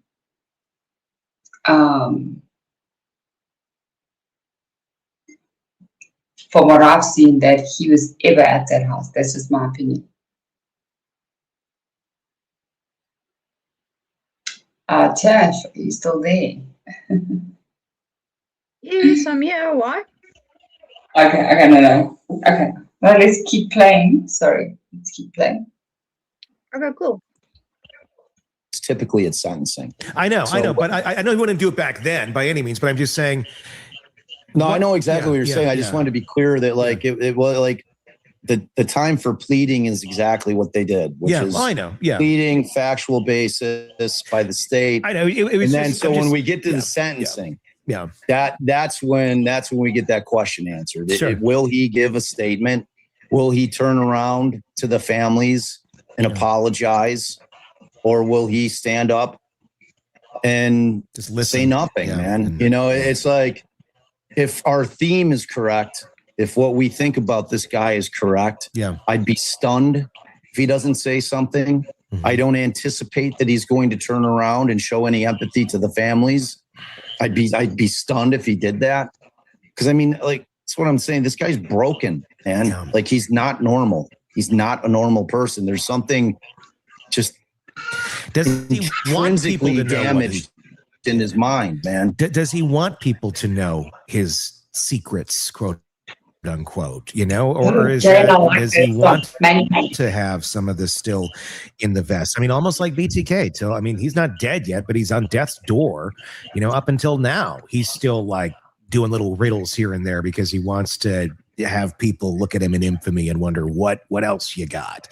The fact that Kohberger's been called out on everything, going, look at all the dumb things you did in this case. I don't know. It's a weird look into a mind that none of us are ever truly going to understand. Thank you, Jay. And I have to think. He doesn't ever want to.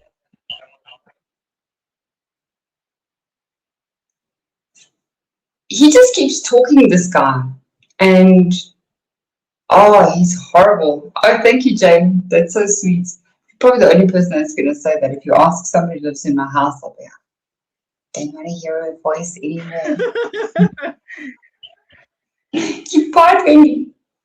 Don't talk. Don't say anything.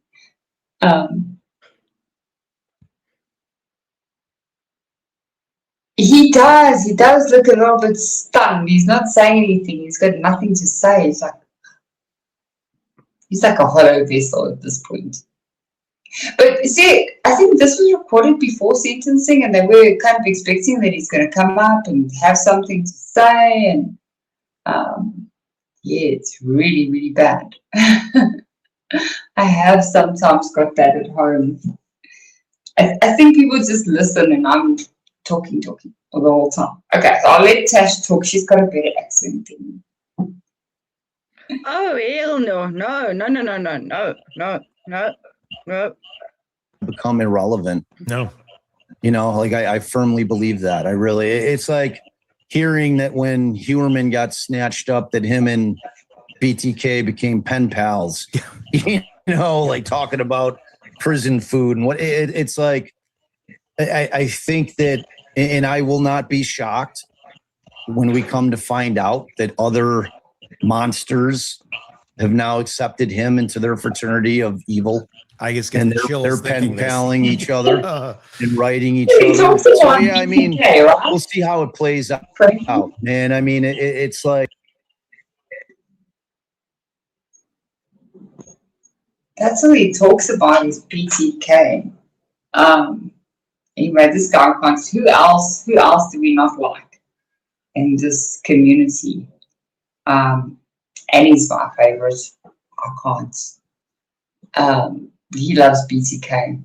All right. Let's take Uncle Fester off. Give him a little bit of a rest.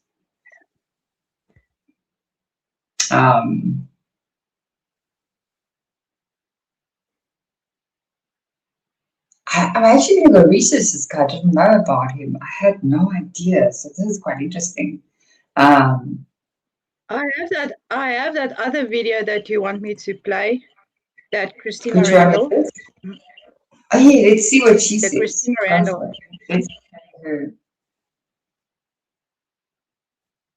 All right. Let's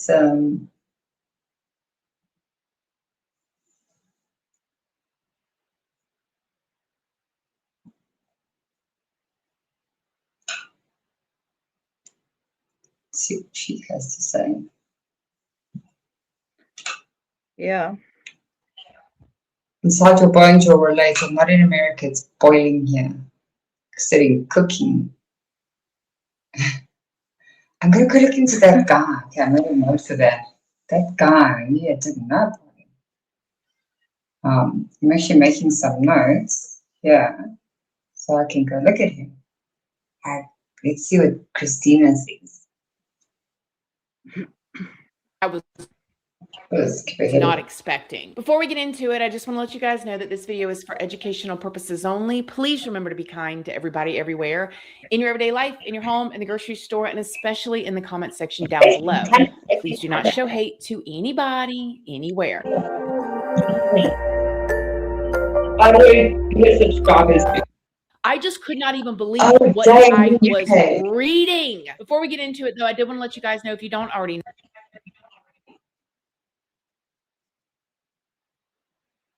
Skip 2 minutes in because she hi, likes my name is talking. Christina. I do have a second channel, which is Casually Christina. We just do things more casually over there. I also have a Patreon. Our Patreon's for 18 and up. And over there, we talk about more personal stuff. And before he was arrested, y'all all remember that, right? When the police or the FBI was sitting out in front of his. Oh, yeah.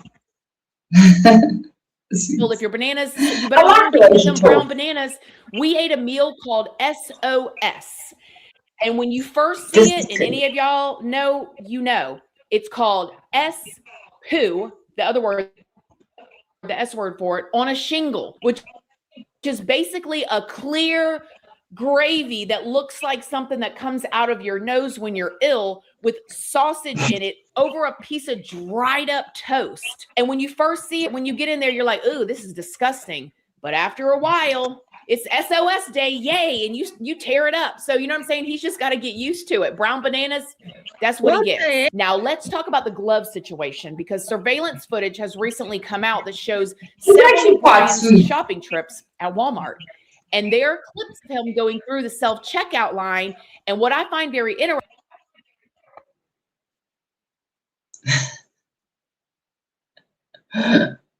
I like when she said it looks like something that comes out of your nose. Yeah. I actually want to play it again. when you first see it, and any of y'all know, you know, it's called S-poo, the other word, the S word for it, on a shingle, which is basically a clear gravy that looks like something that comes out of your nose when you're ill, with sausage in it over a piece of dried up toast. And when you first see it, when you get in there, you're like, ooh, this is disgusting. But after a while, it's SOS day, yay, and you tear it up. So you know what I'm saying? He's just got to get used to it. Brown bananas, that's what he gets. Now let's talk about the glove situation, because surveillance footage has recently come out that shows several of Bryan's shopping trips at Walmart. And there are clips of him going through the self-checkout line. And what I find very interesting is that it appears that Bryan didn't really start wearing gloves while he was shopping, at least while he was checking out, until after the incident. Now, remember, Ann Taylor argued when the case was still going to trial that Bryan wore gloves due to his OCD. specifically referencing when Bryan was seen wearing gloves while throwing his trash in the neighbor's trash can before he was arrested. Y'all all remember that, right? When the police or the FBI was sitting out in front of his parents' house, watching his house, they saw Bryan coming out the house allegedly at like 2 a.m., dressed in all black with black gloves on, putting his DNA stuff with his DNA in the neighbor's trash can. Now, y'all might say the gloves is OCD, and I said this from the very beginning when we were talking, and I was reading that affidavit with y'all before we ever heard the OCD from Ann Taylor or anything. I said, I bet you they're going to try to say he has OCD. Anyways, why was he putting only his stuff in the neighbor's trash can? There's an excuse.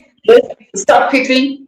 Now, she's trying to say here that he didn't have gloves on when he was shopping, but I mean, if you have OCD, certain things will bother you and other things won't bother you. I mean, like with me, I can go shopping without gloves on, but there's other things I wouldn't do. I mean, OCD is not only about gloves. It's not only about gloves or touching. OCD is, these people have never studied, so they've never worked with children or anybody that has got learning disabilities or has any of these conditions. I have, so I know how it works. And in any ways, so you can tell they're not too bright. Not a full box of chocolates. 2 sandwiches short of a picnic. But anyway, let's hear what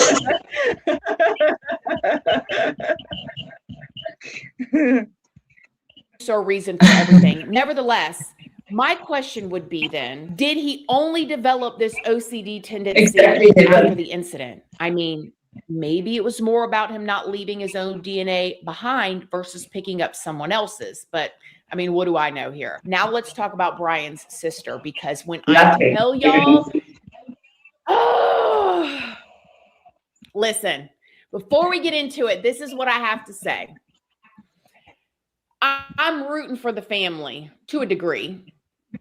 Granted that they're not, anyways, I'm rooting for them because the family, as far as everything we know, are victims in this as well. And when I saw the article, I was excited to see what she had to say. When I read the article, I was like, you cannot be serious. I'm losing my ever-loving mind here. We're going to talk about Melissa. And I believe her intentions are good. And I also want to say that maybe the New York Times chopped, because, you know, a lot of times you sit down to do these interviews, you talk to them for 4 hours and they take the parts that they want. Maybe that's what happened. Just like you. So give her the benefit of the doubt, but I'm going to go to parts of the article that I found a little interesting. Now, to be clear, we're going to be talking about Bryan's sister, Melissa. And baby, when I tell you those genes are strong between him and his sisters, I'm gonna pop up some pictures here with him and his 2 sisters. Whoa. Now, this is the sister that was not at court, and she was also not at the house when he was arrested. Now, she recently did an interview with the New York Times, and in this interview, she said some things I found very interesting. Like, for instance, Melissa said before BK's arrest, she remembered telling Bryan to be careful during his runs because there was a psycho on the loose. So she knew about what happened there, and she was telling him, be careful out there on your runs because there's somebody out there committing these crimes. She said that her brother was the type of person who would leave his door unlocked and go out late night on jogs. Now, keep that in mind as we keep talking more about what Melissa said in this interview, okay? I think it's important that we now know not only was his mother also aware of this case before Bryan's arrest, but so was his sister. It was seemingly a topic in their family because Bryan lived so close to where this happened. Now, when you have the Miss Foxy, you're right. She's not smart. She's not smart at all. Been there, typing. I mean, these people are horrible. Now, Melissa then talked about how she is.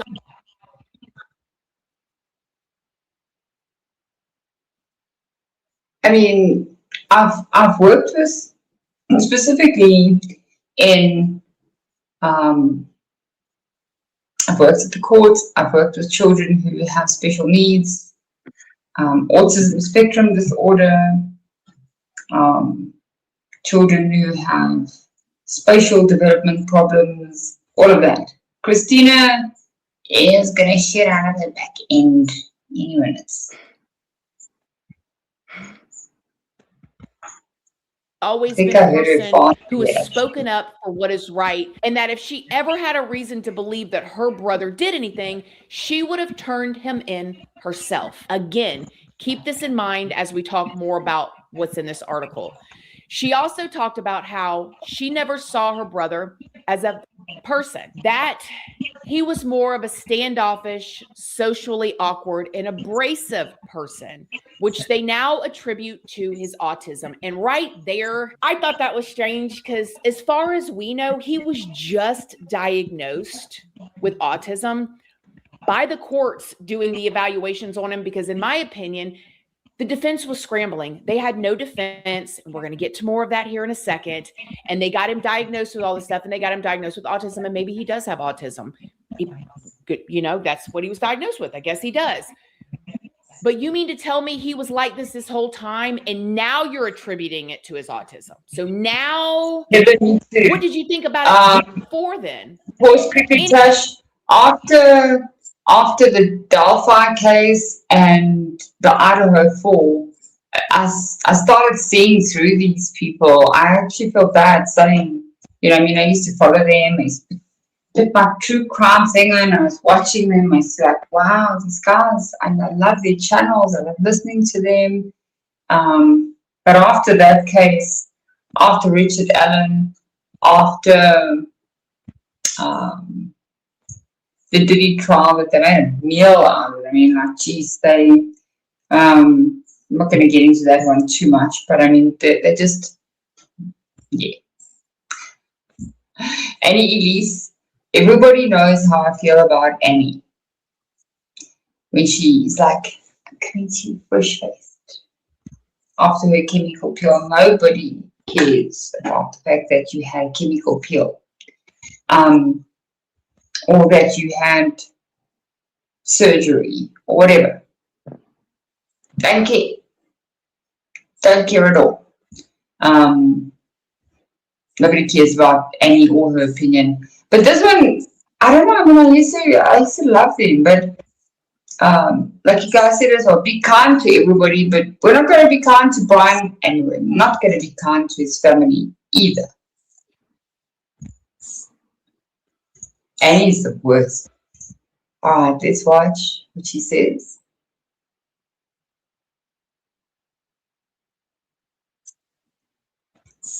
And you guys, I read this. We're just dipping our toe in the water here. She told a story of right before Christmas, right before he was arrested. Okay, she said that their mother accidentally cut her finger, and that Bryan helped clean it and cover it with a bandage, but only after he initially expressed disgust at the sight of her red bodily fluid. Kind of big crime scene, like, ew, I'm gonna put a band-aid on this, like mother, like, ew, I can't see even that happened. But then Melissa said during that Christmas break at home, Bryan only briefly mentioned the incident by saying that investigators were still looking for their suspect. So again, this shows that this incident was at the very least a casual conversation in their home. But then right after that, Melissa says that she remembers investigators asking the public for their help at the home the night of the incident. And this is where I thought, So she was following this. She saw the picture of the white Elantra.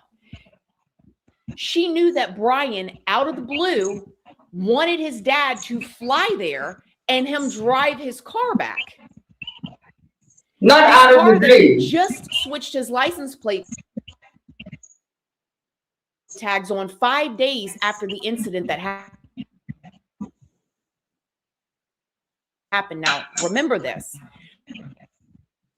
What happened on November 12th at the Idaho home with those 4 students? 5 days later, he went down and switched his license plate tag. Hi, George. We're not even going to talk about the fact that in the document was searching up how to sell his car. Like for now, he wanted him to fly there and drive the car back for Christmas break. He thought, wow, this is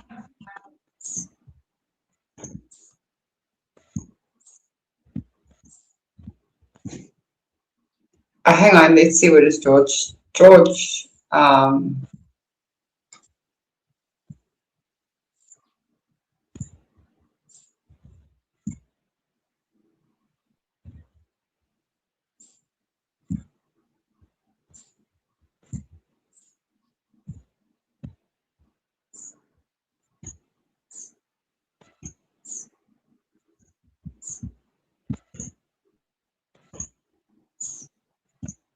I don't understand what George has typed there.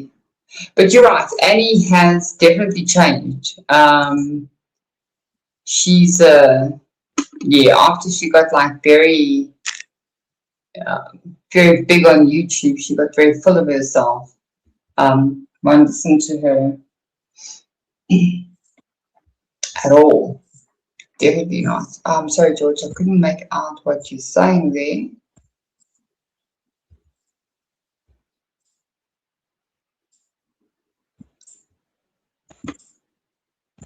Oh, Ida, yes, she's also one of them. No problem, George. Sorry about that. Type away. Sometimes I'm also a bit blind and I can't see the screen. So we're always glad to have you here. Sorry about that. But that story that it was a sudden trip is not true. That's from what I found out. He was always going to go home for the winter holiday. Apparently, somebody said that the trip was planned about sometime in November already. So it's not even that it was okay. This happened on the 13th, and he got out of there on the 14th. That's kind of what they're trying to insinuate. Do I have somebody that wants to come on?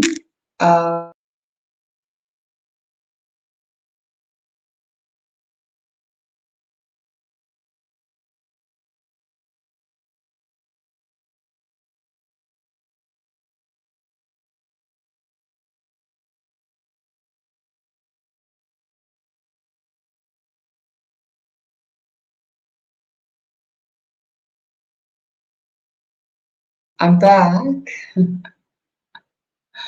Sorry, I'm back.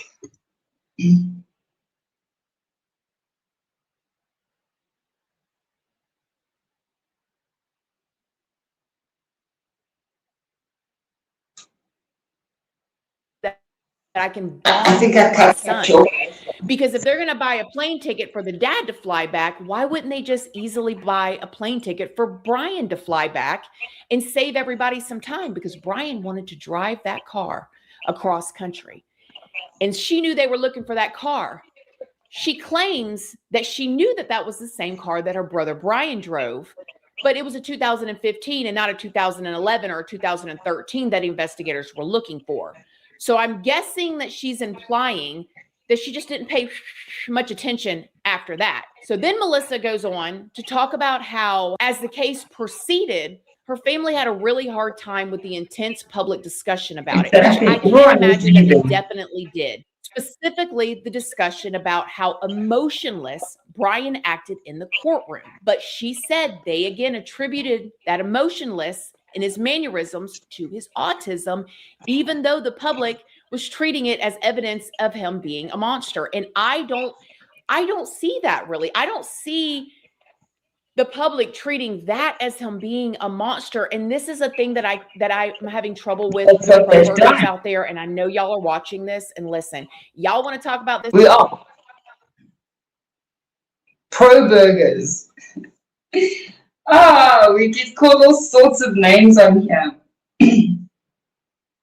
Pro-burgers, right? She's completely twisting the story. Completely twisting it. George, I hope you're still with us. Because we were also talking about how they dismissed the fact that, especially like now with Christina, I was very, very disappointed in the way she handles the story with Bryan's autism, as if, yeah, it's really hard. Anyway. Over a game of spades, we can get with it. Okay, we can go back and forth. If you don't play spades, we can play Uno, because I fear that these little tiny other things are the things people are focusing on, like this right here. That people think he's a monster because he seemed emotionless in court. No, they probably think that because his DNA was found on the knife sheath, that his car was found circling the home many times on security camera before it happened, speeding out there after it happened, or the fact that he purchased the K-bar knife and knife sheath off of Amazon 8 months before the incident, and then 3 days after the incident, searched for a replacement sheath that he just so happened to have left at the crime scene, or the fact that he turned his phone off just 2 hours in that incident, or his alibi was that he was driving around looking at stars, just happened to be that same night. Come on, you guys. But no, it's because he was emotionless in court. That's why people think he's a monster. Melissa, we're going to disagree here. None of it that is also true. makes me wonder, did It is, hey, right? It's infuriating if you think about what she's saying here. Just going back to Nancy Grace, I actually saw a video she put out last week, and she had a guest on, and she said that she believes that Bryan Kohberger was already inside the house waiting for those students. And a few minutes later, she says, you can even see his car circling the neighborhood. So which one is it? Was he in the house or was he circling the neighborhood? It can't be both. I mean, he can't be inside the house and still be circling the neighborhood. I don't know. It's weird. Where is he? You get what I mean? She's like crazy. You can't say he's in the house. So what has he got? A night rider kit car drives itself to the crime scene?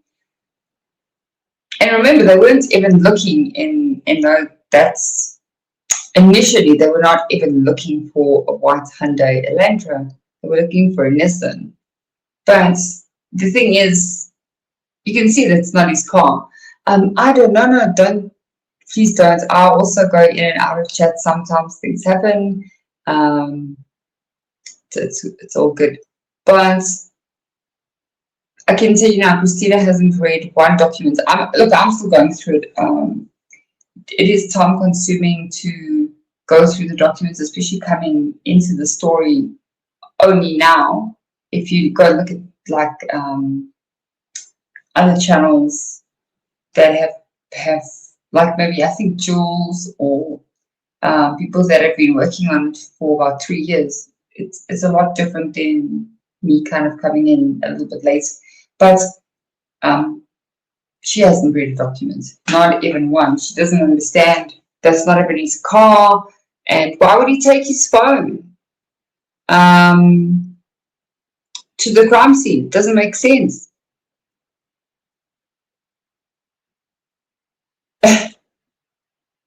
Exactly. You're just saying just exactly what I was saying as well. Why would you take your own car, your own phone, everything right to the crime scene, knowing there's cameras, knowing there's surveillance, knowing that they could catch you? It doesn't make sense.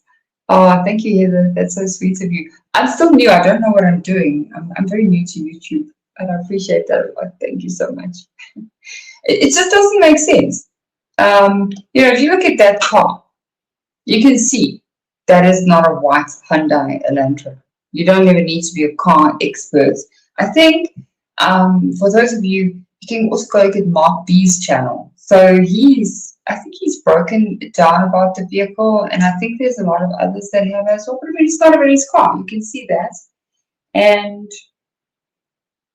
where is Tash? She disappeared. Just staying silent in the background. Tash is here. Tash has gone nowhere. Okay, so let's hear it inside your bones. That's an example, but they get card details on the dark web. They create accounts and get some. Yeah, exactly. That's right. I mean, you could go and buy a phone like that or a SIM like that. So why take your own phone with you? What did you say? How would you have destroyed the evidence, Tash? You said the one day. I would burn the house down. Yeah, Natasha, I would have just burnt the house down. I mean, yeah, that's where her mind is. But the thing is, yes, it doesn't. Yeah, and that's a good point. What you're saying about the plates, they do that here as well. I mean, let's say yes, what you're saying is very interesting. If you were going to go with your own car, you could easily go with fake registration plates, and yeah, they do. They look 100% real. So, okay, so we've linked Mark B in the channel. Go look at his channel, but I mean, you can see he even proved it's not the same car. No, it doesn't make sense. Why would you drive your own car that's registered to your name right to the crime scene?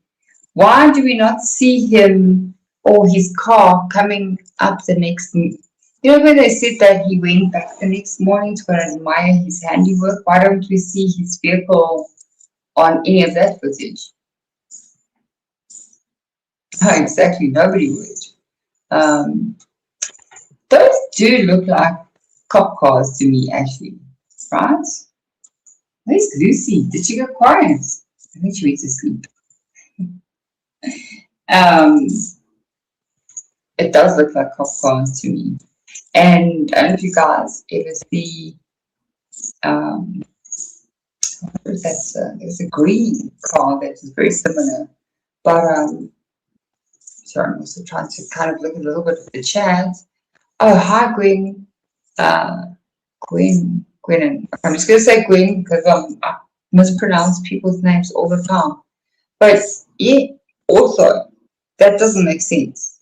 Why pick not only the biggest party house on a Saturday night, but a house where law enforcement, I mean, they were there for noise complaints literally the entire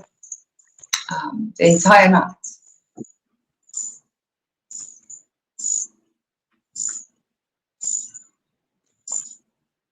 And Tash, you spoke about this before as well, where you said that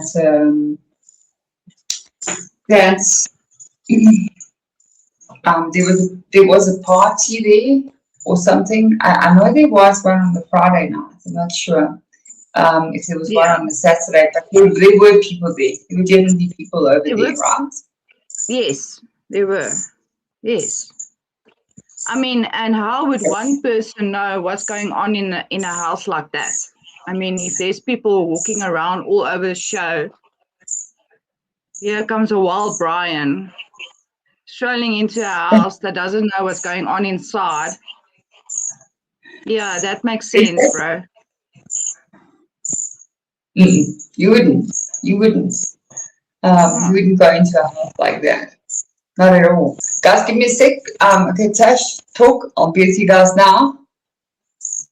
Bryan only start acting emotionless like this after his arrest because he was only, again, diagnosed with autism after his arrest. Yet Melissa keeps attributing his behaviors to that. Listen, that's such a small fry. I really don't even want to harp on it, but like, yeah.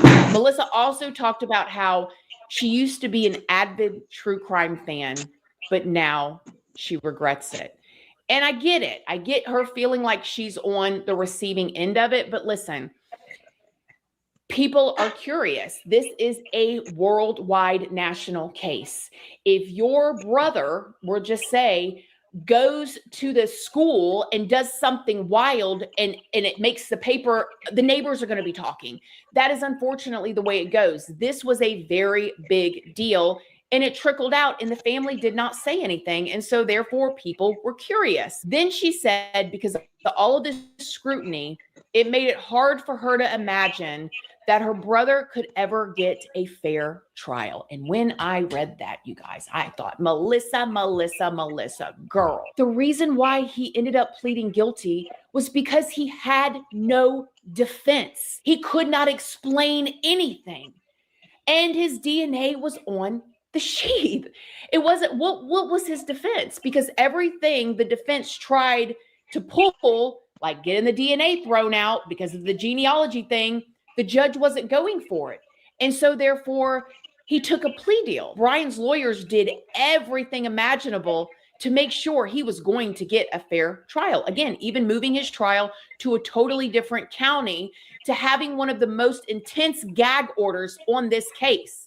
Yeah, there was definitely a lot of media coverage and speculation, but still, his rights were definitely being protected. So I don't get the fair trial thing. I believe he had no defense.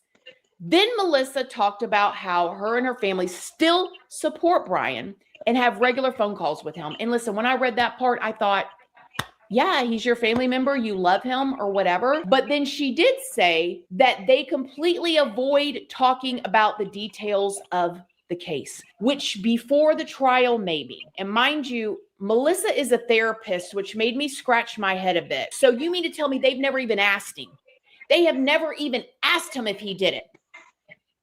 They've never even said, Bryan, just tell us what the story is. Why'd you turn your phone off for the 2 hours? Why did you change your license plates 5 days after the incident?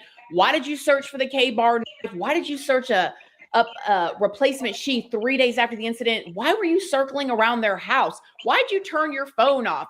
Why are you wearing gloves all of a sudden in the middle of the night? And why? Just help me out here. They never even ask him anything. I find that so bizarre, because how are you going to say he wouldn't get a fair trial? You ain't even asked him if he did it or not. I mean, I don't know how y'all's relationships with y'all's family members, but I fear I would have to ask my family member. Melissa said also that she keeps her brother Bryan up to date on what's going on at home. And this part got me too, because I thought, New York Times, now are y'all trying to make us feel sorry for him? Because this is weird. She said that Bryan asked for his family to make him a cake that he thought his sister Amanda would like. And he asked Melissa to blow out the candles for him. I thought, oh, that is just so sweet. Like, y'all didn't even ask this man if he did it, why he did it, how he did it. Because in my opinion, if they really didn't, if this article is written and it's true, and this is the way I'm reading it, is the way I'm receiving it, is really what happened, y'all don't want to know the truth. And that's okay. That's fine. A lot of people stick their heads in the sand in denial, especially with something this horrific. But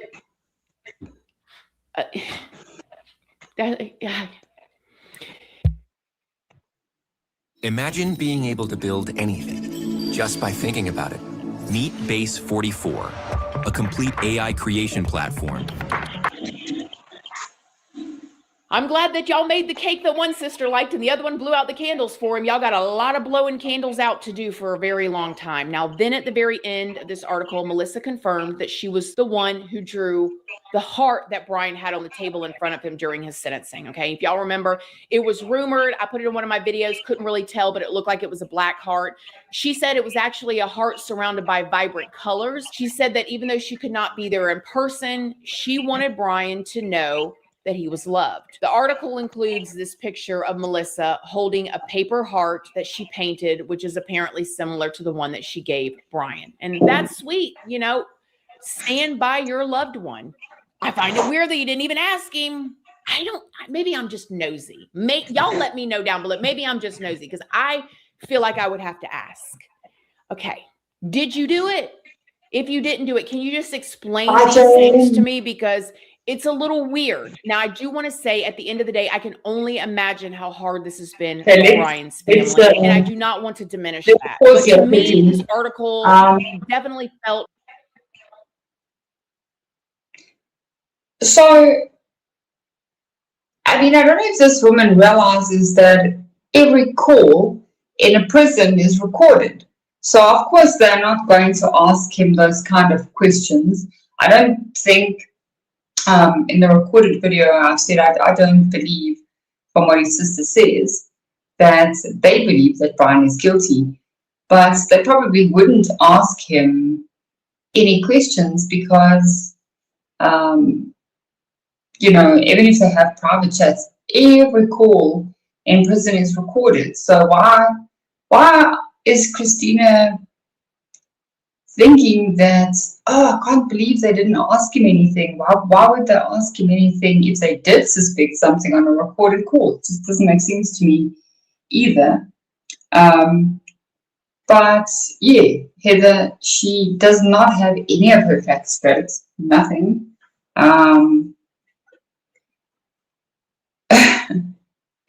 That's also true. I like this comment. Yes. Yeah, that's true. Why? Doesn't make sense. She doesn't know anything about this case. And yes, she knows nothing. But yet she's got millions of people in her chat. Go look at her video. Go look at the comments under that. It's really, really, really bad.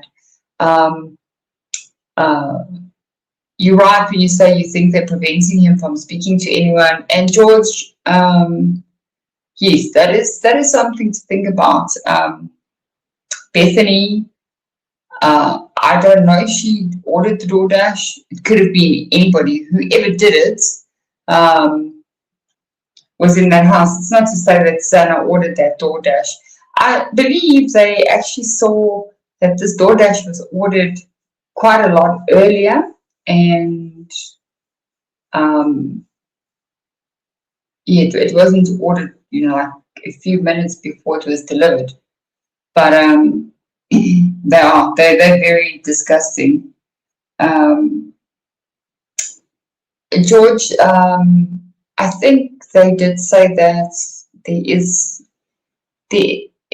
I don't know if a receipt has come out now, but you're right, you're saying there was no receipt before on that order. So we don't know. We don't know at all. They're all of them, they'll lie for money. So nasty. I don't know what they wanted to. I don't know. Christina isn't making a whole lot of sense to me right now. Yeah, Big Mike she has. And look, I don't want to shame her because of the fact that she's been in prison, but she likes to act all innocent, like she's never done anything wrong in her life. So you can't really, she should know everything's recorded. And yeah, let's carry on listening to this video. A bit like a puff piece. Like Melissa almost had a warm and cozy explanation for some of the major weird things that we've been talking about over the years in regards to Bryan and his behavior. And again, I want to say it gave me the vibes of when I'm going through the Kohberger stuff. And if y'all don't know, Kohbergers is a word for the people that support him. And I know a lot of y'all are watching this right now that believe that he's innocent, which I find fascinating because Bryan himself has never even said he was innocent. He's never even said that. He hasn't said that, no. He doesn't have to say it. Statistically, go and research, why does the Innocence Project exist? For cases like this. So he doesn't have to.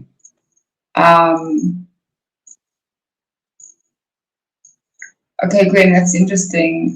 Seeing a screenshot of delivery at 2:15. Yeah, I would believe that as well, given those other videos we saw coming out. That there was a lot more going on at that time. That's just very crazy when you look at those videos. So yeah, you guys are right. I mean, okay, that is quite interesting. I'm still reviewing all of those things, so I'm getting into a lot more as we go along. What's Tash doing over there? I can't see it. There's more. I remember he said that he looks forward to being freed. I also think it was a forced plea deal. That's an interesting question. Was the DoorDash even eaten? There was food there on that kitchen counter. Did you guys see that? Somebody put, there was a little baggie with Santa's name. Do you remember this, Tash? Sorry? There was a picture in the kitchen with that bag of food of Santa. So,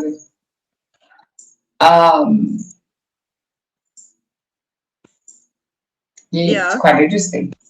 Yeah.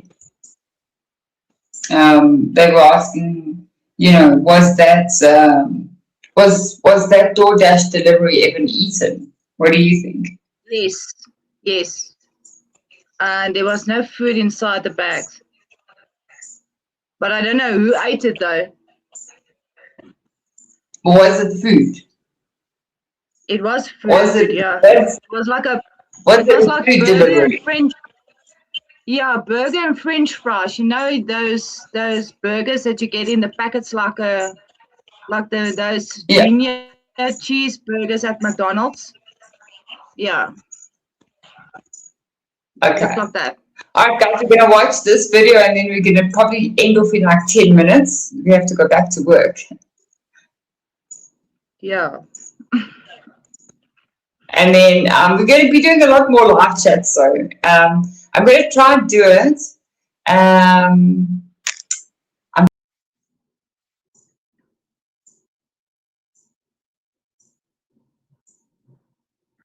Oh dear, Winnie has left the building. Oh man.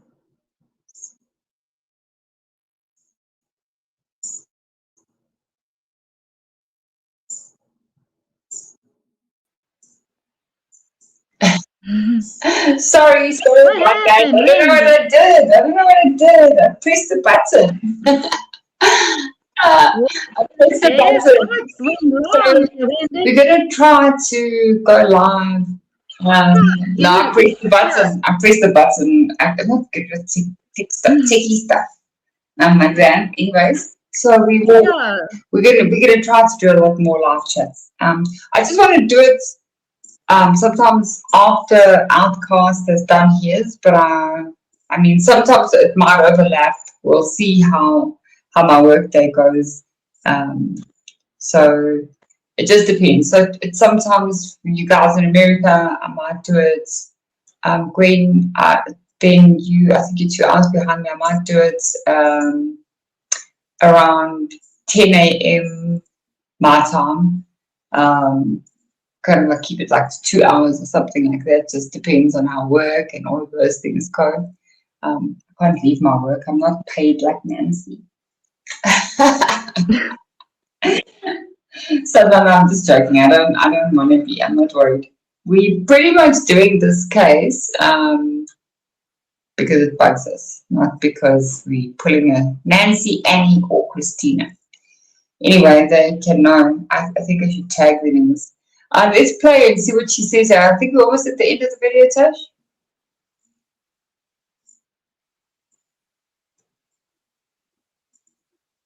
Yeah, it's 3 minutes to go. Okay, let's see. If y'all remember in the beginning, when he had to stand up to enter a plea, he didn't even enter a plea.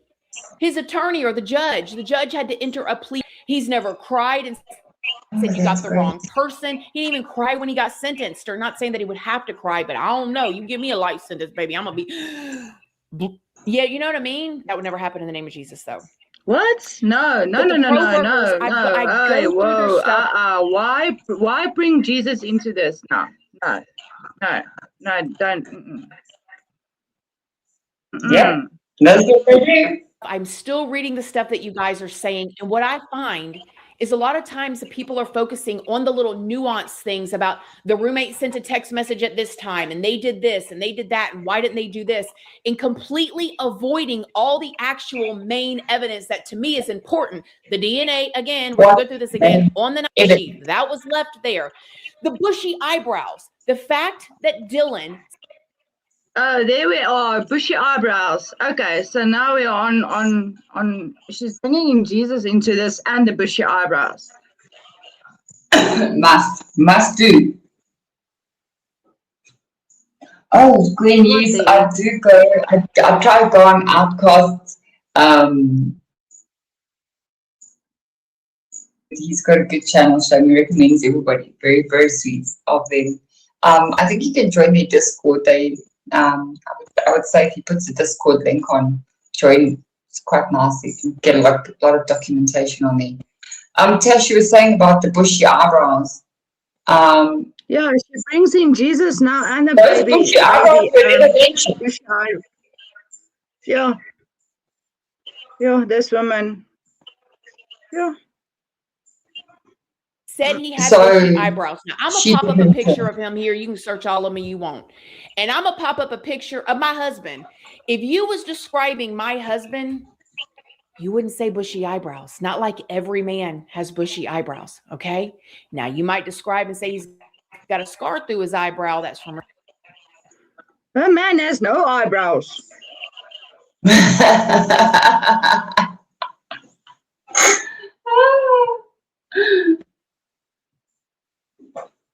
His brother hit him in the face with a baseball bat when they were teenagers. Boy, they put my mother-in-law through it, but he don't have bushy eyebrows. So it just so happened somebody wearing all black with a ski mask, with gloves on, bushy eyebrows, turned his phone off 2 hours during the crime scene. His car is caught on camera circling. He changes his license plates 5 days after the incident. He searches for a replacement sheet.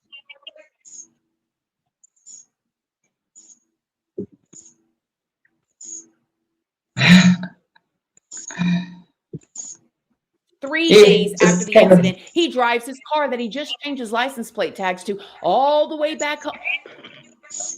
I don't know. Call me crazy. I don't care about what time the roommates text each other. Their DNA was not found on the sheath. I do not care about all these other little things. Every case, in my opinion, that we look at, every single case, Karen Reed, Johnny Depp, all of them have little parts of it that just don't make sense, that don't add up. Those little pieces that go, yeah, but what happened there? And the reason why, in my opinion, is because people are not fully predictable. You cannot predict every emotion, every response, everything that people are going to have. And it's the same way in this situation. And if he hadn't left that DNA on that knife sheath that he cleaned very well, he may not even be in prison right now. Let me know. Is she saying he cleaned the knife sheath? Must I rewind? Just go back to that part. Sorry. Okay, let's see. People are not fully predictable. You cannot predict every emotion, every response, everything that people are going to have. And it's the same way in this situation. And if he hadn't left that DNA on that knife sheath that he cleaned very well. Oh. Okay. When did he clean the knife sheath? Whoa. Yes. He cleaned the knife sheath. What about the other stuff found on it? Yeah, she said it. She said he cleaned the knife sheath. Yeah. Maybe we need to, maybe we need to send her a Bryan is a superhero. He's got it. He's got it. Wow. That is crazy. Yeah. Okay. Is she done talking? He may not even be in prison right now. Let me know what y'all think in the comment section down below. Okay, bye. Crazy woman. Jeez. So, okay, guys. If you find any videos that you want us to discuss or anything like that, then we'll do that. I try. I comment. I'm surprised they haven't kicked me off YouTube. I comment on their stuff, and I tell them, stop talking shit to your followers. They block me. I'm blocked from a lot of channels. And then I'll just go comment from my other phone, so it's fine. Sometimes they don't block me. Yeah, George Ross, the guy is amazing. I mean, he has the ability to do this in under 7 minutes, clean the weapon, clean the knife sheath, take down 4 young, healthy students, do experimental, do an experimental attack as per the sister, Katie's sister. Yeah, so yeah, that's crazy. He must have superpowers. That's what we've said before. I think that's something that people struggle with a lot. How did this happen so quickly without alerting anyone? It doesn't make sense at all. John Wick's twins, for sure. That is true.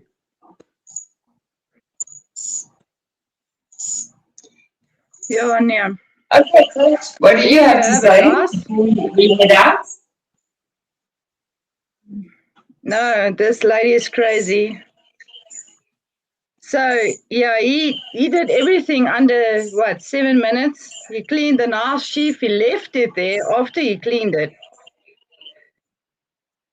Why would you clean it and then leave it there? Can you guys hear me? Did you say they lie? They just lie. Yeah, there's got to be a miracle autistic guy. Why? Crazy. Why? Crazy. Why would you, if you realize that the knife sheath needs cleaning, why would you clean it and then leave it there? Why wouldn't you just stuff it into the bag with all your other stuff, the weapon itself? It is. It's true. That's what I said. You just burn the house down afterwards. He's not a pyromaniac, so they prefer to put him in the category of BTK and the likes of those. Yeah, inside your bones. I don't know how people do something. How do you go into a house, commit this kind of crime, and you leave evidence that is so small, and he cleans everything except that? No, so, but why would you clean it and then leave it and then want to go back to get it again? Yeah, no, Heather, I know there's no disrespect to anybody. I mean, nobody's trying to shame him or anybody who has autism. I think that's a large part of what people are not understanding with Bryan is they'll say, oh, okay, you know what, he's socially awkward. And it's not that. I think he's very intelligent and he doesn't have time for people who want to make small talk. So that's how I see Bryan. When you look at him, you can see that he's not much of somebody. You know those people that don't really talk much? They're more like a listening type of person. That's what Bryan reminds me of.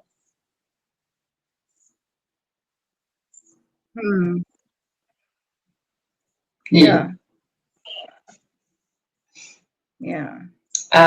Who's married inside your bones? Let's get back here. Yeah, it was touch. Exactly. You're right. So if it's touch, why would you need to clean it? Exactly. It's just crazy. Listen to me like I can't listen to people anymore. The question is whose blood is on it. Exactly. Oh no. Anyway, guys, so we are going to head off, and hopefully we'll come back either Thursday this time. It'll be Wednesday night, maybe your time. I don't know. Let's see. No. It'll be maybe Thursday night, late night US time. Probably, or I'll try and schedule it so that you can see. Definitely going to try and do another live this week. But thank you everybody for joining us on the live. I really appreciate you because we do learn a lot from you asking questions. So we do appreciate the comments and everything.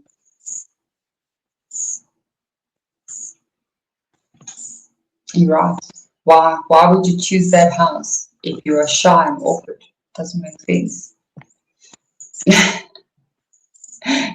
I think poor Nancy's husband. All right, guys. We'll catch you guys in a little bit later in the week. Thank you so much for being here. And just remember, there is a mail in my description if you want to get in touch.